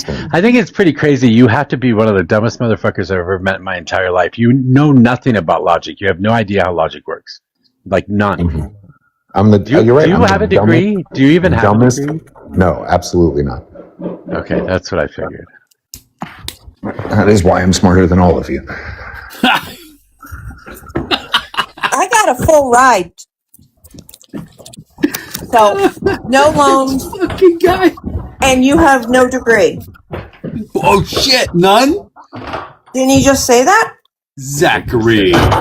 He said that's what makes him smarter than everybody. No. You're right. I dropped out of Harvard and Parsons. Because press X, please, in the chat. Who's lying now? Right. He took the time and energy to get into Harvard, and they said, I don't like this. It's boring. I know more than the professors. No, I wanted to be a rock and roll kid at that point. It was probably not the best move. Yeah, this is so much. Wow, this is the reason you don't understand logic, and this is the reason you can't put a cogent thought together. Yeah, I don't have a problem with cogent thoughts, buddy. Like that's not my. Yeah, you do. I've caught you on it many times. No, proving a negative is one of the biggest things. Then there's the whole. I didn't ask you to prove a negative because I thought you could do it. I wanted to point out that you have no proof in what you're saying in the same way. I can't prove a fucking negative. And if you had ever taken a goddamn logic class, but if just to be clear, if that's your point, then because you can't prove a negative, which would by the meaning that you can't say that there has been no voter fraud. Right? Because you believe, and I didn't. I never said that there has been no voter fraud. That was never a claim that came out of my mouth, or any of our mouths. So then, not only did because of course, then you couldn't prove the negative. The negative would require that there be no voter fraud, right? So by definition, by admitting that there is in fact voter fraud, you have proved my point. The negative would be that no voter fraud has ever existed. That would be the negative. That can't be proven. In California, with their system, you can prove that no voter fraud has ever been found or charged. You can prove but you that. can't because those things have happened. They have happened. As a matter of fact, I can give you a couple cases off the top of my head. They were Republicans, just so you know. I don't care which side did it. But you do care, because the only thing you care about is Democrats doing it. No. Shits if Republicans do it. I don't think that Spencer Pratt was a Democrat or a Republican. I think he was someone who cared deeply about He was absolutely conservative. He was an actor. Why are you so? Can I ask a question? Why are you so sure that this man won? What makes you think that this man fucking won? I don't think he won. The first time I heard about him, I'm in California. The first time I heard about him was a week ago. Yeah, I didn't know who the fuck he was either. Never heard of him. Oh, the Laguna Beach boyfriend? That's how I knew him. I didn't know who he was either. Well, people in LA knew. Yes, yeah, and I didn't know. Because people in LA give a shit about dumb shit like didn't like him. Mm-hmm. Again, listen, had on election night, he had lost, then it would be a very different story. I would not be here talking about this like I'm doing. It's one thing though to count all the votes that happen on the day of election day and be like, oh, this guy is solidly ahead. Oh, but we're just going to find some other votes over the next 5-6 days. And those tallies, every time they come out, you even said it yourself. There's mail-in voting. That's how it works with mail-in ballots. How is this so confusing to you? How long have you been in the American voting system? How old are you? Why couldn't we just require that mail-in ballots be in by election day? It is we didn't do that. I mean, who cares what day it happens at this point? It's the way it was. It wouldn't change anything. It doesn't change the outcome if it's done on a different day. It sort of does, because again, what you're saying is after we know how the election goes, we're going to spend many, many days running a system run by our election people. They come in a state. Yeah, no, I think she's putting in a fucking. I thought a little drywall action there. Yeah, here's Zach. I think she's putting something up, like a picture frame or something. Don't answer the door. Turn the lights off. Pretend you're not home. If you do it the way I'm talking about, which is that election day is the last day that you tabulate votes, and you get them and they arrive as mail-in ballots, then there would be some trustworthiness, because you'd be like, well, they couldn't look at what the election results are and then do what they need to do to change them. They would have to just. They wouldn't know what the election results are if not all the votes are tabulated. Yeah, but again, what I'm saying is if they were all tabulated on one day, as if you said you can mail in ballot, it just has to arrive by election day. Then they would have no idea. This way, they knew election night that he was winning by a lot. Against Nithya Raman. And so if you have a system, if you have a system where you're stealing, and you. All right, Zach, I want you to ask your question. P. I'd like what to. You were gonna say. Yeah, I'm sorry. I'd like to know who runs elections, Zach. Let's just have a quick back and forth. Who runs elections? The election board, the state. The states, right? And they get to set up the rules, right? Yep. Right. And California's law allows voters, the day of voting it has to be postmarked on or before the election date, correct? And then it's out of the voters' hands.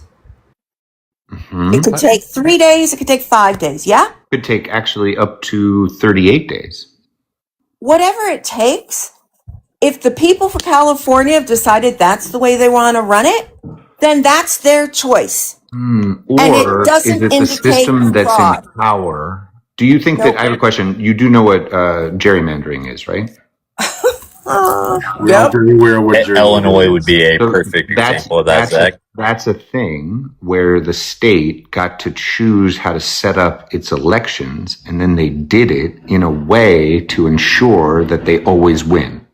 That is No, literally it's been what happening for gerrymandering is. decades. It's been happening You're for right. decades. So Republicans have been doing it for you're telling me that the decades. same people who will literally draw the craziest borders on humanity in order to win elections, Republicans? they wouldn't possibly do, by the way, the Republicans and the Democrats, No, wouldn't just possibly. Republicans were the first gerrymanderers that did all this to make it That's harder. cool. By the way, I'm against the Republicans. I'm big against the Republicans. What are you anyway? We don't get it. I am someone who wants to see the system of corruption and greed that has destroyed our country collapse. Why would I put a label on myself? Again, it is that color war mentality that has destroyed our country. I'll put a label on him. The label for him is a techno-feudalist. Whatever. Oh, okay. I'm someone who thinks that everyone's basic needs should be met, and then we can build a robust system of capitalism on top of providing people's basic needs. And those basic needs are 6 things: food, education, transportation, healthcare, housing, and energy. We can take care of all those things for our citizens, and then we can have an amazing system of capitalism on top of it. And that's my system. It's going to require. It's going to require where Bill Gates is going to decide where our food comes from. No, I don't really care. I don't really care about what happens at the federal level. Stop. Well, stop putting words in my mouth. And Jeff Bezos is going to run the country as a whole because he's the smartest person, because he has the most money. So he's the guy that's going to be in charge of everything. So he wants a monarchy. He wants a techno-monarchy with a feudalistic system where the vast majority of the populace basically lives hand to mouth. I love it. You guys are like, I want to make sure, I absolutely want to make sure that I vote for this broken system every single time, and that it stays broken forever and never actually does anything for its citizens. And that's fine if that's how you feel. If you are so connected to your democratic right to keep this shit terrible for everyone, then by all means continue to suck at the teat of this broken corporate owned system that is fucking you and has been fucking you for 50 years. How go ahead, knock yourselves out. How very progressive you are. Very accurate with the 50 years too. We sit in these rooms every day talking about how to fix the system that we have right now. I hope you understand that. Nobody's satisfied with the system we have right now. We just wouldn't be satisfied with the system that you want either. And as far as voting goes, you're going to have to change the Constitution if you want to make it something other than state by state. So Mississippi's going to decide how they want to vote, and California's going to decide how they want to vote. I assume that you're not in California, so I don't know why the fuck you care about what happens. I've lived in California. Okay, but you're not. But you're not in California. But you're not. My brother lives in Los Angeles. My family lives in Los Angeles. But you are not in California. I don't live in LA anymore. So you have no control over I live in the other fucked state in this country. Then move to Florida. Fucking weird ass. You know what? I've lived in Florida too. I like Florida. I like Miami. I will probably have a house there. It's for sure. You know, I'll probably will it be your primary residence? I think, you know, the truth is, I intend to live in my town, and I intend to raise my kids in my town. I intend to turn this town into the best town in America. This is a real He doesn't have a wife. He doesn't have. I have a fiance. She's downstairs. Okay, And I don't want to disparage anything. I don't want to disparage you, Zach, but let me ask you: do you want to lead a life where you're surrounded by happy people or miserable people? Happy people, obviously. So why don't you stop spreading your bullshit and help us make the world happy again? I am actually trying to I'm literally, again, I have a system that I have developed that is going to change the way small towns provide for their people and helps us rebuild America from the bottom up. That is what I do. Okay, what gives the poor person in this country in your system? What gives them motivation to wake up every day? I think that most of what is killing us, most of what's keeping us unhealthy, most of what's keeping us bigoted is the just wild difficulty that it is to just maintain basic needs in this country. Okay, so that's not what I asked. I said, in your system, what gives people the motivation to get up every day? Yeah, knowing that their basic needs are taken care of and that they can accomplish anything that they want because it's all within their grasp. Now that their basic needs are taken care of. Can they start a new business? Of course they can start a new business. Can everybody start a new business? I mean, if everyone wants to create a business that other people want to engage with, then like power to them. Like what would Can be a it be a problem? business based off of Sharia law? If you are dumb enough to want Sharia law anywhere around you, that is very much No, yours. more like Sharia economics. If they started a business or a banking system with Sharia economics, how would you feel about it? You know what? If we needed that, and if that was what the people of Hudson wanted, then we could certainly discuss it. But I think we've got a really solid Scandinavian plan. Hudson, New York. All right, wait. Okay, so what I want to do here is act real quick because I don't know that I've ever listened to you go through the whole thing. I don't care about your governmental system right now. I just want to know what your economic system looks like. Sure. So in Hudson, New York, Hudson's a wildly. I don't care. I'm giving you the economics. So it's your system looks vertical integration of the basic needs into the local municipalities. What does that mean? It means that most of what you pay for your basic needs is the margin that gets extracted out to corporations and outsiders outside your community. And if you have to pay, I thought you were providing these things. I mean, even sort of public housing people tend to pay a rent of some sort. The difference is that... So you're not providing housing and food and shelter and education. You're just charging a rate that everybody gets. I think that some people, right, anyone who is at a certain level in America is going to be able to get public housing stipends from the government, Section 8 or whatever it is. And then they can pay that much towards our system and it'll be more than enough to have an excellent unit of housing. But for most people who aren't they can poor pay enough, that much. You're talking about the government. The majority of people Wait. You're talking about a government giving out stipends. You're not talking about those people that are getting stipends paying into the government. I'm saying that in Hudson, we are going to provide an affordable apartment for everyone. Some people are going to be able to not pay anything for that affordable apartment because they're poor enough that the United States government will give them the amount of money that they won't have to pay for. Yes. How are you going to get the federal government to pay for it in Hudson? They already do. We have Section 8. We have public housing. There's all sorts of money. Those are state-run programs, not city-run programs. Great. So, but the point is that if you are, let's say, in Hudson and you are so poor that you cannot pay for housing, we will, the United States government will help you get housing. The state government, the United States, whatever it is.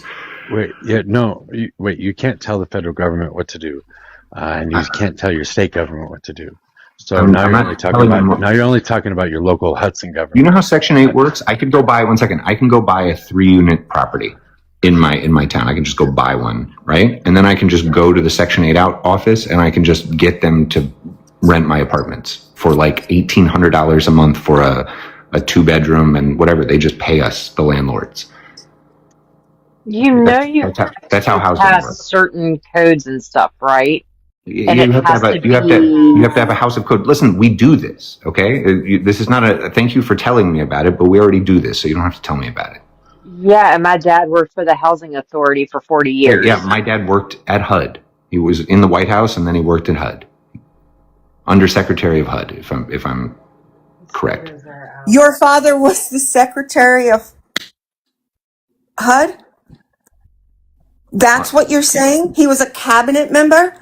Your stories get bigger and bigger and bigger, Zach. I didn't. First off, I said he was the undersecretary. He was something. He was very high up in HUD.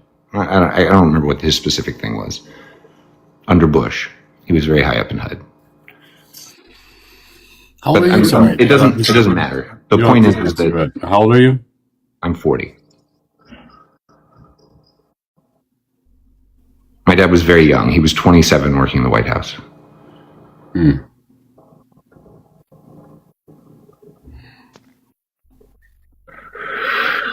So basically, I'm way behind. How do you? Are the poor people in Hudson right now? They all qualify for Section 8, and you have enough Section 8 housing that exists right now. I think there's a wait list on Section 8, but that's just because not enough landlords are, like, the city has, or the municipalities and the state have not built enough housing, and there aren't enough landlords interested in doing Section 8 to have it. So I think there is a wait list. Okay. So, I mean, you've got a hell of a fucking hurdle just getting people into homes. I don't think you're going to be able to do much of anything else in your first term besides that. Just to be clear, the majority of people that need help in this country are not the people that are super poor, so poor that the United States government already takes care of all their basic needs. The people that need help in this country are the people that are just above that area of poverty, but are still very much dealing with how expensive rent is, how much it costs to own a car. I want to be clear. Nobody has all their basic needs met by the federal government. Not a single person in the United States. Not one. That's just incorrect. No, it's not. That's incorrect. If you have no money and no job, the United States government will take care of almost every single one of your basic needs. There you go. Almost everything. I mean, you just agreed. You said incorrect, and then you just agreed with my statement. I think you could make a subjective question about what is a basic need, but what basic need do you think the American government will not provide for you if you're poor enough? Housing, childcare. Sorry. Of course they'll provide healthcare, childcare. I said no, they don't. Yeah. No, they don't. But Zach, I want to go back to the housing. So there's a wait list literally right now because there's not enough housing.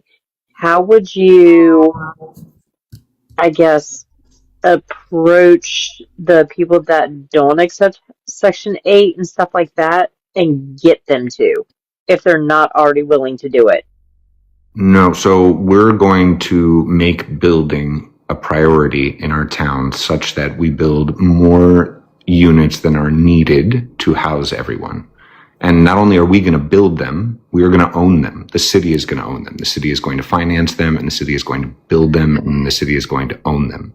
And because the city is going to cut out the margins that previously would have gone to large contractors, and the weight that it takes for a private developer to get through the approval process, and the cost of a small amount of materials being ordered on a project by project basis as opposed to bulk buying for a large scale building campaign.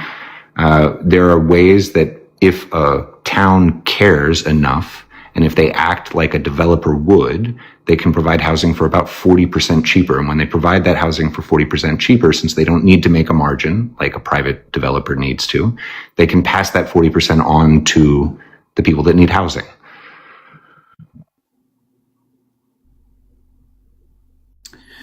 They need someone to lead by example.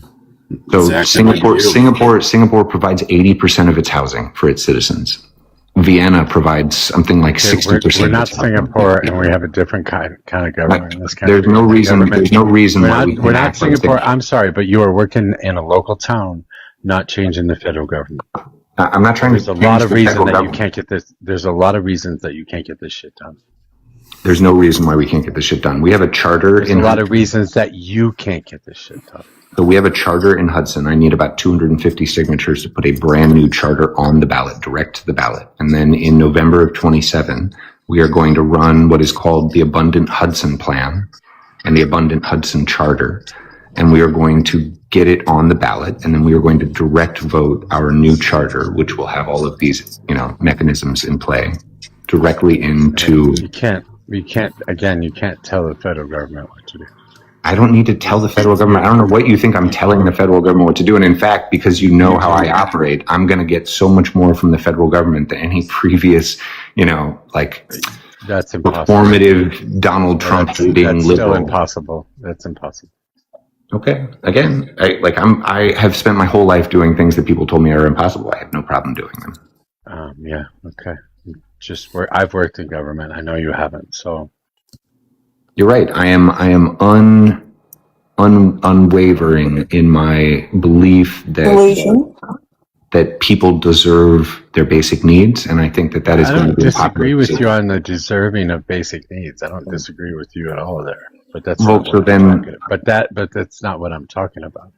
I'm talking about your capability of actually getting something done. I just don't think you understand that you don't have the capability to do that, especially at a local level. So part of what I'm going to be able to do better than anyone else in my town has ever done is I'm going to fight to promote Hudson. I'm going to bring big tech companies here. I'm going to bring prosperity at a level. I'm going to bring universities here. What happened when California did that? Our housing market went up and it doubled the day that Google announced that it was going to come to the Bay Area. Hold on, let me finish, and then you can tell me why that is. The day that Google announced Not even anything else, just that it announced that it was moving to the Bay Area, California. The housing within the 10-mile radius of where that was going to be tripled overnight. And now tech isn't as prosperous as it was in the 2015 to 20s, and we are probably going to become the modern day Detroit. The entire country. The entire country will, but California especially, because it built so much of its infrastructure around tech, especially the middle of California. Look at Utah, look at Arizona, look at hot places going to get hotter. Well, hot places are going to get hotter. I don't know why we all live in the desert. That's a stupid thing to do. But enjoy the data centers that make the environment around there louder and hotter as well. And you know what, we're going to bring a data center here, and we're going to utilize it the correct way, which is to make sure that it pays for all residential power for free. You're going to every resident in Hudson is going to have free yourself. Power. You're deciding this. I'm one of my big things is that we are going to totally revolutionize the way we do energy here. And the basis with that is that Hudson itself is going to build a small modular nuclear reactor, and we're going to be able to fund it by bringing a hyperscaler to Hudson and having them as our main tenant. So they will essentially provide the money for us to build a nuclear reactor. That nuclear reactor will make enough power to provide for their data center, and then also all free power for everyone who lives here. They control the power.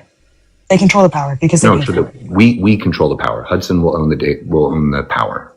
They're our tenant. The data center is what data center is going to agree to pay for the power, but then have you guys maintain 100% control of it? Are you going to allow them a percentage of I don't understand how this is going to work. So the power would be they're paying for it. I don't know what idiot would agree to this. This is a horrible deal. Do you see that Google they did a $90 billion deal with XAI? Right? So everyone right now in the big tech companies, they're all paying for power, right? And so they're going to pay for power from us. Who? Just like they're paying for power all over the country. They're all paying for power themselves. All these data centers are building their own power locally because it's much more efficient anyways. The Demon Core, the SMRs you're talking about, they all have them. They're starting to have them. You're late in the game. You're a late adapter. The difference is that, not only are we a place where they can do power and compute, but we're going to be a place where they can build an offsite HQ because we're 2 hours from the city. We're where their actual employees want to live. And we're going to be able to provide what no one else in the country can provide them. The same formula that I've been doing. Let's build by populated area so that the populace can take care and maintain this whole shit pile that we've left behind with no actual jobs. And you know what's great, by the way, is that the waste of a nuclear power plant is a ton of waste heat. And so what we're going to do is we're going to build kilns so that we can build bricks again, because we used to build bricks here. We used to build cast iron here. We're going to bring back cast iron. We're going to bring back bricks. And we're going to use every ounce of that waste heat to also imagine a thermal network so that your heating bill goes down, right? You're a dreamer, Zach. I love it. Listen, we are wasting most of what we have. We're wasting. You're definitely right. We're wasting it. We're wasting it. And it's not even for us. It's all our water, and it's going to other countries. All these data centers, they work for globally, not just us. Again, if you allow the private market to do what it needs to do to get what it needs, they will always get what they need. If America decides that its people are going to be the ones controlling that conversation and that we stand between them and getting what they want, and we make sure that the requirement for getting what they want is that we don't pay for power anymore, that we don't pay for energy anymore, these are within our grasp if we ask for them correctly. If you fight the system, they'll just beat you. They'll get their power one way or another. That's not going to not happen for them. The difference will be either we will have free power or we won't have free power. And I'm going to make free power. Real quick, hold on. I just want to ask, having lived up in the area, he's talking about the nuclear power plant. Who's going to approve? When was the last time one was approved for in New York? He's not talking about a power plant. He's talking about a SMR, small modular reactor, something that would be localized for his his specific data center. So they would be their power, nobody else's. Like here, for instance, at Meta, They have enough power that they're giving it back to ComEd because they're putting out so much power, more than they need for the 3 turbines for the 3 data center halls. Yeah. And that's how this logic is realistically working in regards to like providing jobs via a data center, which historically and in every context don't like employ enough people to actually make an effective like difference in any given town that house them. They just seem to suck up a whole shitload of power because the technology isn't quite there as far as the compute versus power is concerned. So I don't understand how you're making this work in your head. You're missing the other part of what he's saying. He's saying that the data center will help the power plant get installed, but once they have the power plant, they'll have unlimited free energy to do whatever other industry they want to do in that town. So they'll have a tax base from that data center, and they'll have the power plant to supply energy. So they'll have the ability to create a utopia in a way. If I mean, it takes a certain narcissist and a certain blindness to what has happened before to pull off something like this. And this guy sounds like he has that. I don't know his backstory, and I don't know. I assume you guys have a reason to approach him the way you are because I trust this panel and the way their usual stance is. And so I just didn't like that Mojo said, you can't do this. And I disagree with this statement, you can't do this. Or that, he particularly pointed out that him as a person can't do it is what I felt. And I thought that was over the line. Like, you can attack the project, you can attack his ideas, but you can't attack him as a person unless you know something I don't. Well, here's the idea. Okay, let's talk about logistics. All right, you have an SMR. That means you have your own private little tiny power plant, which you need a team to have that. And you have a team of specialists, not local people. You can have local people that run maintenance for the actual data center and everything, but you're probably employing, like, at most, at any data center, there's 3 employees in the building. That's all you need. But the power plant has jobs. The power plant has jobs, but not local. That's going to be. By the way, this is not a job engine. Engineers. Just to be clear, this is not a job engine. And once it's running, they're piecing out. The SMRs run on their own. They don't. Nobody. I know that. Yeah. That's not our. We're not looking to form, an employee core off of the data center or the power plant. Those are things that provide us abundant power. Like, if the data center pays for the power plant is what powers us. It also gives us our thermal weight. So we want to have heated greenhouses during the winter. We want to have streets that are radiant so that we don't have to use salt anymore. They do this in Japan now. There's a whole bunch of things that we can use excess heat to do in a city that we don't do because we don't have excess heat. That includes, again, the industries that I do care about bringing back. So I do care about bringing back brickworks. I do care about bringing back, ceramics on a large scale. Like, these are the things that work with us. I don't really care how many jobs the data center brings and the power plant brings. And by the way we're going to do it, the reason that we've done data centers wrong is we've been stinging them in ugly warehouses. We're going to build a brick ziggurat 20 stories high. It's going to be the most beautiful spectacle of architecture because the thing that we're doing within the nuclear power, the compute, these are things that, like the train stations of old, that like the libraries of old, they should be elevated to an archectural level that we haven't sort of been doing in a long time. Okay. You haven't thought of the cooling. Hold on. I have thought about the cooling. We're going to do a mixture of evaporative. Shut up. We're also next to a river. Shut up. All right, so when I say he can't do it, I mean that, if I'm not mistaken, Zach, you are running for some sort of local office, yes? Mayor. What is the position that you're running for? I'm probably running for mayor, although recently, part of the main innovation. Probably running for what?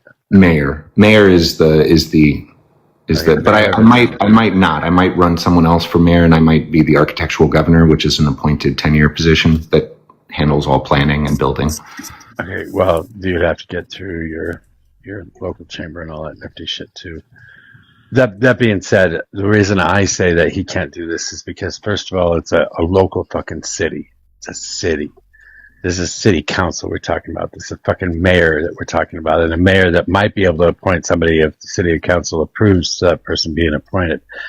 but he's wanting to take all these federalized programs and utilize them for his city, whatever ideas are, and he doesn't even know who else he's going to be sitting with, or whether any of this shit can actually happen or not, or whether anybody else actually agrees with him or not. So when I say he can't do it, I quite literally mean he can't do it. What do you know about me and my relationship with my town of 5,800 people? Well, you're a Zio, first of all. Do they know that you're a Zio? Are they all Zios as well? Because that's swaying a lot of people. Wait, this has nothing to do with Zionism. I'm sorry. I just know that local governments don't get to have access to the federal government in any way, shape, or form. You'd be lucky to get access to your fucking governor, much less access to a federal government. What do you think I'm asking for? I think you are asking for federal funds that you think you're going to get in order to get your plans put in place, and you don't get those funds until you convince the governor, and the governor is going to have to convince the fucking federal government. First off, I can send you a thing. Kathy Hochul, who is our government, has already said that she wants nuclear in upstate, and what she's looking for is places to raise their hands to host it, and we're going to raise our hands. Okay, and that doesn't matter either, because you're going to have all the zoning done for that to make sure that it's even feasible in your particular area. Because you have to make sure that there are no fault lines, you have to make sure that there is enough energy running to the area or enough water running to the area, and it's not going to affect services. There's on a river. A lot of things. There's an old concrete plant. Yeah, but you don't know who owns that river or where that river water is going. The Hudson River. It's the Hudson River. That's why we're called Hudson. Is it a federally owned river? All rivers are sort of federally owned. No, okay, so is that river going to run your data center? True. But still, Mojo, the things you're pointing out are the things to say, like, you can't do this because, someone will stand in your way. You're not pointing out, the only thing he needs to hear is why the nuclear power plant can't, supply free power to the town. You're talking about logistical stuff. Yeah, maybe the river could be something, if it's a stream. He doesn't even get to set up a nuclear power plant. Even if he becomes the mayor of a fucking city, all he can do is say, we'll go ahead and take that on if you let us. That's all he can do, and then Hochul is going to make a decision for him. Do you understand what I'm saying? Hudson is going to buy a nuclear power plant. We are going to build one. It's going to be ours. We're going to own it. I thought the tech company was going to build it. No. The tech company is going to be our tenant. They're going to be our tenant. They're going to pay. They're going to pay the bills. How much is a nuclear power plant, and what kind of structure are you going to need to set up to have some sort of community-owned energy services? Yeah, $65 plus tax. It's like $15 million. It's not so crazy. What'd you just say? $65 plus tax? What does that mean? That's a joke. Nothing. It's a bad joke. It's like $10 to $15 million. It's not that difficult. $10 to $15 million to build a nuclear power plant. Well, to build a small modular, to build a micro reactor. Again, remember, these are not the nuclear plants of your parents' day where they take up an entire football field and they have the massive smokestacks. These are tiny little things that can. It's like the French models. Yeah, the whole concept of these reactors is that they're supposed to be demon cores. They're tiny little slight like spheres. But okay, so the problem with this, and here's why you probably should be thankful that Trump did put in office. He reduced regulation for what are they called? Small modular reactors. SMR. And these are actually micro reactors. Hey, wait. Building a small nuclear power plant or small modular reactor in the U.S. costs between $1 billion and $5.5+ billion. It's not, as I said, it's not a small modular reactor is actually quite large. We're talking about micro reactors. It's the same one. But the ones that have successfully pulled it off is Facebook, Amazon, Google. Their data centers are running on micro. We're in the most bougie tourist town 2 hours north of New York City. We're like the second. No, you are not. That is a gross overstatement of Hudson. I mean. So, just to be clear, Malcolm Gladwell lives across the street from me. All the main characters in the last season of White Lotus all live in town. We have 3 hotels that are $1,000 a night. I don't know what you're talking about. And also, what do you think? They're passing out nuclear reactors like they're fucking poker chips? No, I have a friend though whose father owns a small Who module. owns a dealership? Who owns a nuclear startup company thing, like a big one that is going to. Like again, the point is that what you guys might not know about me is that I have an incredible Rolodex, and I'm going to be able to bring in people that you can't even conceive of. All right, so Zach, question microreactor. about the Dana. Wait. I want to go here real quick. Microreactor puts out approximately 1.5 megawatts for a microreactor that can cost 10 million to 50 million plus, depending on the area that they're going in. Hudson uses 200 million kilowatt hours. So we're a town of 5,800 people. We do not use. I just looked up what you guys use, what Hudson, New York uses. Okay. So kilowatts, meaning 1,000 watts. So 1,000 of those is a megawatt. 200 hours. And so you're saying we're a 200 megawatt town? I don't think that's true. That's what it says if you Google it.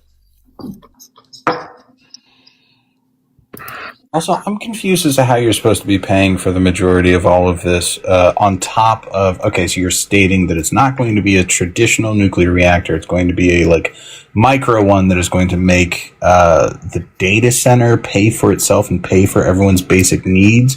But you haven't necessarily elaborated on how that's supposedly going to happen on top of providing free power for everyone based off of this fucking 20-story data center that you now have to cool. You now have to do maintenance on just that. And none of this is aligning with one another. So the residential power needs of Hudson is actually very, very small compared to what the data center would use. So the data center would essentially use call it 90% of the power, 95% of the power. And the 5% remaining of that power would be enough to power us. No, you're talking about I'm sorry, do you not know how large data centers traditionally are? You're talking about a 20-story fucking ziggurat, and we're talking about standard traditional data centers that are single level, that utilize probably a quarter of a normal nuclear reactor. The single level ones are normally the size of football fields. I'm talking about more than that. The ones over here, you got 3 data halls for Meta. They're the size of 8 football fields. Yeah, each probably, right? Each. Yeah, that's what I'm saying. So and by the way, this is why solar, people will be like, oh, you should just invest in solar. And New York is seeing what happens when people invest in solar, which is that our agricultural fields are being chomped up at an amazing speed, by hundreds and hundreds of acres of just solar. And we can do on, I think, what 1,500 acres of solar would be in about a 5-acre campus. I have a question about the data center. Is it going to be cooled by the Hudson River? It's going to be cooled by there's a variety of things. So first off, you can use the heat, right? So the goal is to actually take the heat, right? So generally what happens is you have to cool. It's not good heat though. It's not good heat nor good water runoff. Any of this stuff. It's good heat, and you can do it in a way that's good with the water, and you can do it in a way that's bad with the water. Obviously, we're going to do it in a way that's good with the water. Is that your short way? Is that your very short, confusing way of saying yes, you are going to use the Hudson River to cool this data center? I mean, I think the Hudson River that is drinking water for roughly 100,000 residents of different towns around the down south of the river. Hudson River is not really drinking water for anyone. We have big, huge reservoirs that are up here in the Hudson Valley that do people's drinking water. Not for the city of Hudson, but what I'm saying is that for the surrounding towns that it does. Again, we don't drink from provide drinking water. You're not even really supposed to swim in Rhinebeck, Hyde Park, Poughkeepsie, Lloyd, and Esopus. Rhinebeck and Hyde Park being a little bit more important than Hudson, but go on with yourself. I quarantined in Rhinebeck. I'm very familiar with Rhinebeck. I owned a house there. Of course you did. And in Brooklyn, and in Florida, and in, It's I've great never you're owned a house in thinking Brooklyn. about. I've never owned a house in Brooklyn. I've never owned a house in Florida. I mean, my You just parents have said owned a house in Florida. I didn't own a house in Florida. You know, like again, how about we talk about food? How about we talk about politics instead of centering this entire panel on you? We can do that too. I mean, it's a good conversation about how these data centers come into towns and just essentially think that they can use river water that is federally mandated, that is a part of the Hudson River estuary, that is NYC's massive water supply, that also is direct drinking water for Rhinebeck, Hyde Park, all those other communities that I used. It's just wild the way that you guys think this way. You can just you're in a town, you see that you have a river that's not being used for anything you deem useful, so you're just going to build a fucking data center there and utilize that water. That's not your water to utilize. Wait, so you're saying Hudson, New York, named for the river that it's on, is not able to utilize the Hudson River? What It's not just... What other nuclear power plant is in New York on the Hudson? What is it? Remember that one? What is this? What does this have anything to do with this? Because there's already a nuclear power plant on the Hudson River that they've had issues with for decades. So you think that the governor is just going to allow a 5,800 town to operate a plant using the Hudson River? It's not. Again, they're putting. I know. It's still dangerous because I've seen this before where lax regulations make for badly engineered SMR containers. And if you were to build this, inside the ziggurat, which I think might be pretty cool actually, but you need the professionals and the engineers to actually build this stuff and keep it within regulation. And that's where some of these other places have been falling short on. So, corrosive metal deterioration caused by the nuclear reactor you're talking about, like it happens all around, even to the data centers.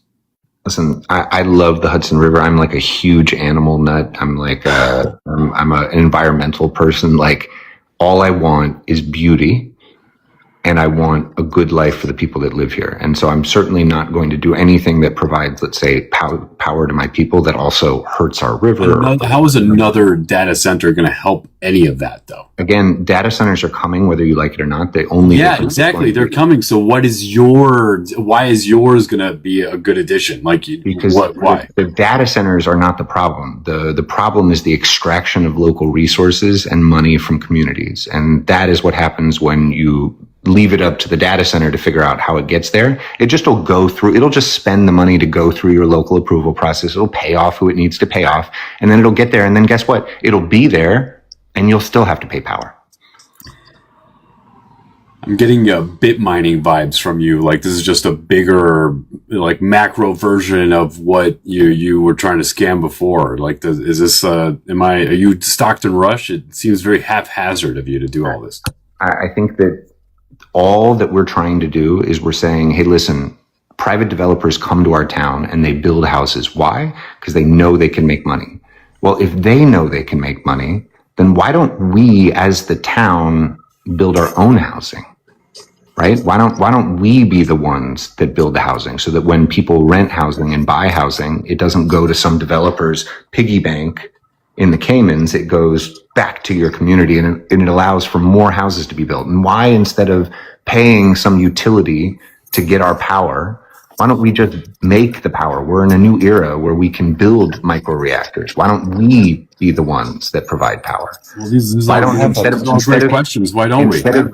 Instead of paying for food that goes from, nameless farm potentially in another country into a truck, into a fulfillment center, and then thousands of miles, why don't we just use the thousands of acres that we have in conservation to build a municipal farming force that uses automation, that creates wild abundance? And then why don't we just build a food hall that creates 3 farm-to-table meals every single day that is available for free for anyone who lives in Hudson?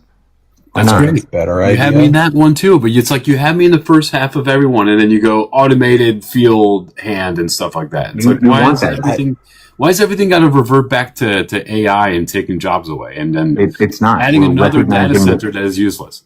You can use AI to create abundance, or you can fight AI and have it win anyway. You can use data centers to create abundance, or you I'm can not anything. You don't have to anything AI. You have to help it along. You're just creating another issue where it doesn't need one. All the things you're talking about can be done without a fucking data center. Skip the data center. Do all the other shit. Okay, so then how do we provide free energy?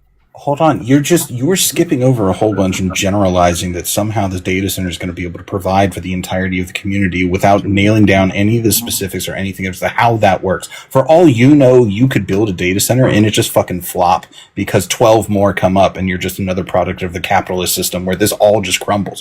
Why wouldn't you invest in the future technology of like compute as opposed to the actual data center structure itself, like photonics as a CPU? Like we're approaching the theoretical limit of Moore's law and have for forever, and we have been unable to break that threshold, and there is promising tech in photonics that no one is implementing yet. So it's a lower power requirement, higher data stream, higher processing compute, multi-compute layering via fiber strands. Like, why? Why would you go the previous already done route as opposed to looking to the future? Exactly. You're just going where the puck is. You should be going where the puck is going to be. Guys, that's a pretty wild thing to tell me, a like literal paid futurist who has been spending my entire life for the last 15 years. I started a paid futurist. I started. It sound like you are. What is a paid futurist? Like I'm thinking about tomorrow. Can you pay me? I started an event in 2015 at Soho House that ran for many years, that brought in big, huge technologists to talk about AI. In 2015, I was telling people what AI was going to look like, how it was going to affect the world. Andrew Yang launched his presidential campaign from my party. He sent me his manuscript before it got published. I read it. I sent him notes. We had lunch. Like, why are you doing this, Mac? I'm telling my brother was telling me. My brother was talking about AI in 1987. So that's great, and so he's ahead of the curve too. I'll bet you he and I would have a lot to agree with. He would. Except for the Xylo thing. Okay, so can we all agree that Zach is the coolest and move on? Here. We certainly can. All right, cool. So. And break. Also, we have 86 people in here. Mojo has been on here for well over an hour listening to Zach's future plans as the Hudson mayor. And we're only at 18.5 thousand likes. So we need to be using those fingers for something else to tap that screen. We also need to be gifting the host, gifting the panel, following everybody, and sharing out the live. Thank you so much. By the way, Daniel, what's your email address? Ew. No, gross. I was going to send you. I'm going to send you the infographics for these 6 pieces. You can see them. DM me. DM me screenshots. Yeah, Zach, just slide into his DMs. That's fine. Well, I'll give them to any Mojo. It's already nice and warm for you. Does anybody else have a plan for feeding the poor? Yeah, well, I am already doing that. I mean. Not feeding a housing; they can feed themselves. They can feed themselves. By the way, the way that you pay for the farming is something called I don't care. farm activation. Nobody wants to talk to you. Right? I'm asking anybody else. I want to hear your shit. I must bug you that I'm the only one that does this stuff. No, it doesn't. It doesn't bug me. Most people don't actually care what you have to say. I don't know why the fuck people talk to you, honestly. That and whole careers are built. Revenue stream, I would be able to do so much more and so much better than what you're fucking doing, Zach. Mushrooms for everybody. Is Soylent Green been brought up? Which Soylent Green? That's funny. Probably a bad idea. There are degrees in urban planning, though. And actual jobs. What, like zoning and shit? Yeah, all this time you spent on TikTok, you could be going like to college online. Okay, it's funny that you say you didn't want to talk to him, yet you continue fucking talking to him. Wait, Sorry. urban planning. Mojo, we're talking to the cat. Leave us alone. It's the same thing as fucking Hale. It's so interesting. Everybody hates Hale, but everybody wants to fucking talk to him when he's on panel. So fucking weird. Anyway, go. I don't care. You guys, whatever you want to do, but He's our favorite paid propagandist. You know. Yeah, he's our paid bot. Our own. God, if only. Can we keep him, Mojo? Tell me who's paying me for this. Everyone in my life would love to know. Oh, that's nice apartment you got. I'm sure your Probably the dad same is people that- tired of paying for your life. Probably same people that pay in East LA. Got a fireplace in there. One of three. So things are pretty good, huh? I have the. So why are you here? Why are you on here complaining with the rest of us? I'm not complaining. I'm fixing it. Fixing it. Thank God you're here. What would we do without you, Zach? Guys, this is not like a thing. First off, I am fixing it by presenting the plan. It's going to require millions of people to get excited about it, to get behind it, to make it a movement, to franchise it across districts, across the country. Like, that's kind of what I said. This is not something you can. Did he say franchise it? Yeah. Did he really just say that? Yeah, it's a system. It's City OS. You are quite literally laying down a foundation for an already archaic method. Like, first off, I really love the idea of looking. I'm really interested in what you were talking about. He just said City OS. He's talking about a fucking app. Well, we're going to have a really robust sort of like citywide, and it's going to have everything. He's talking about a fucking video game. He's talking about a video game on an application on your goddamn cell phone. That's what he's talking about. That's what he's trying to sell right now. Hey, Mojo, did you see Pity's comment?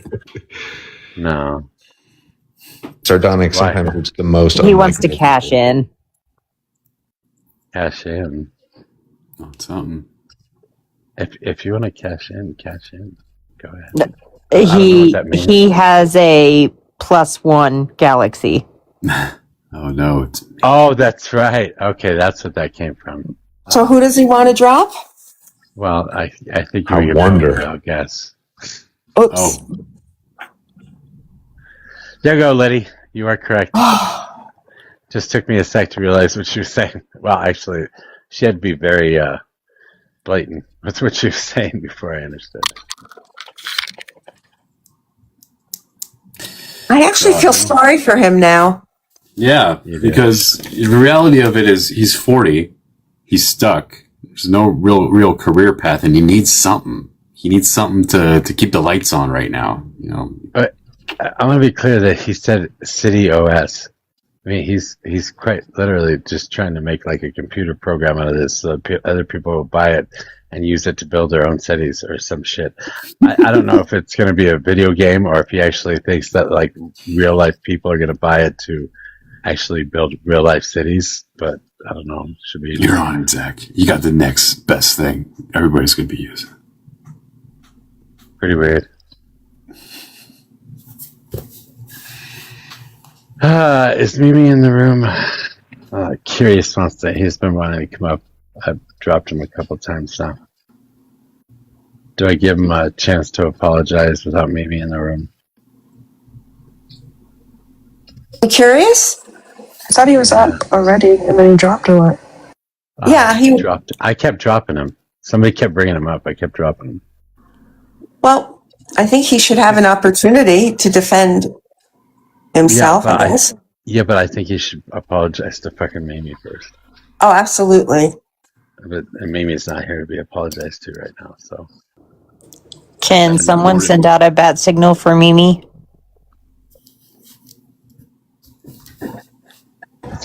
I mean, curious, you gotta tell me if you're willing to do that first, because if you're not, well, you don't even have to tell me. If you're not willing to do that, you should just go anyway.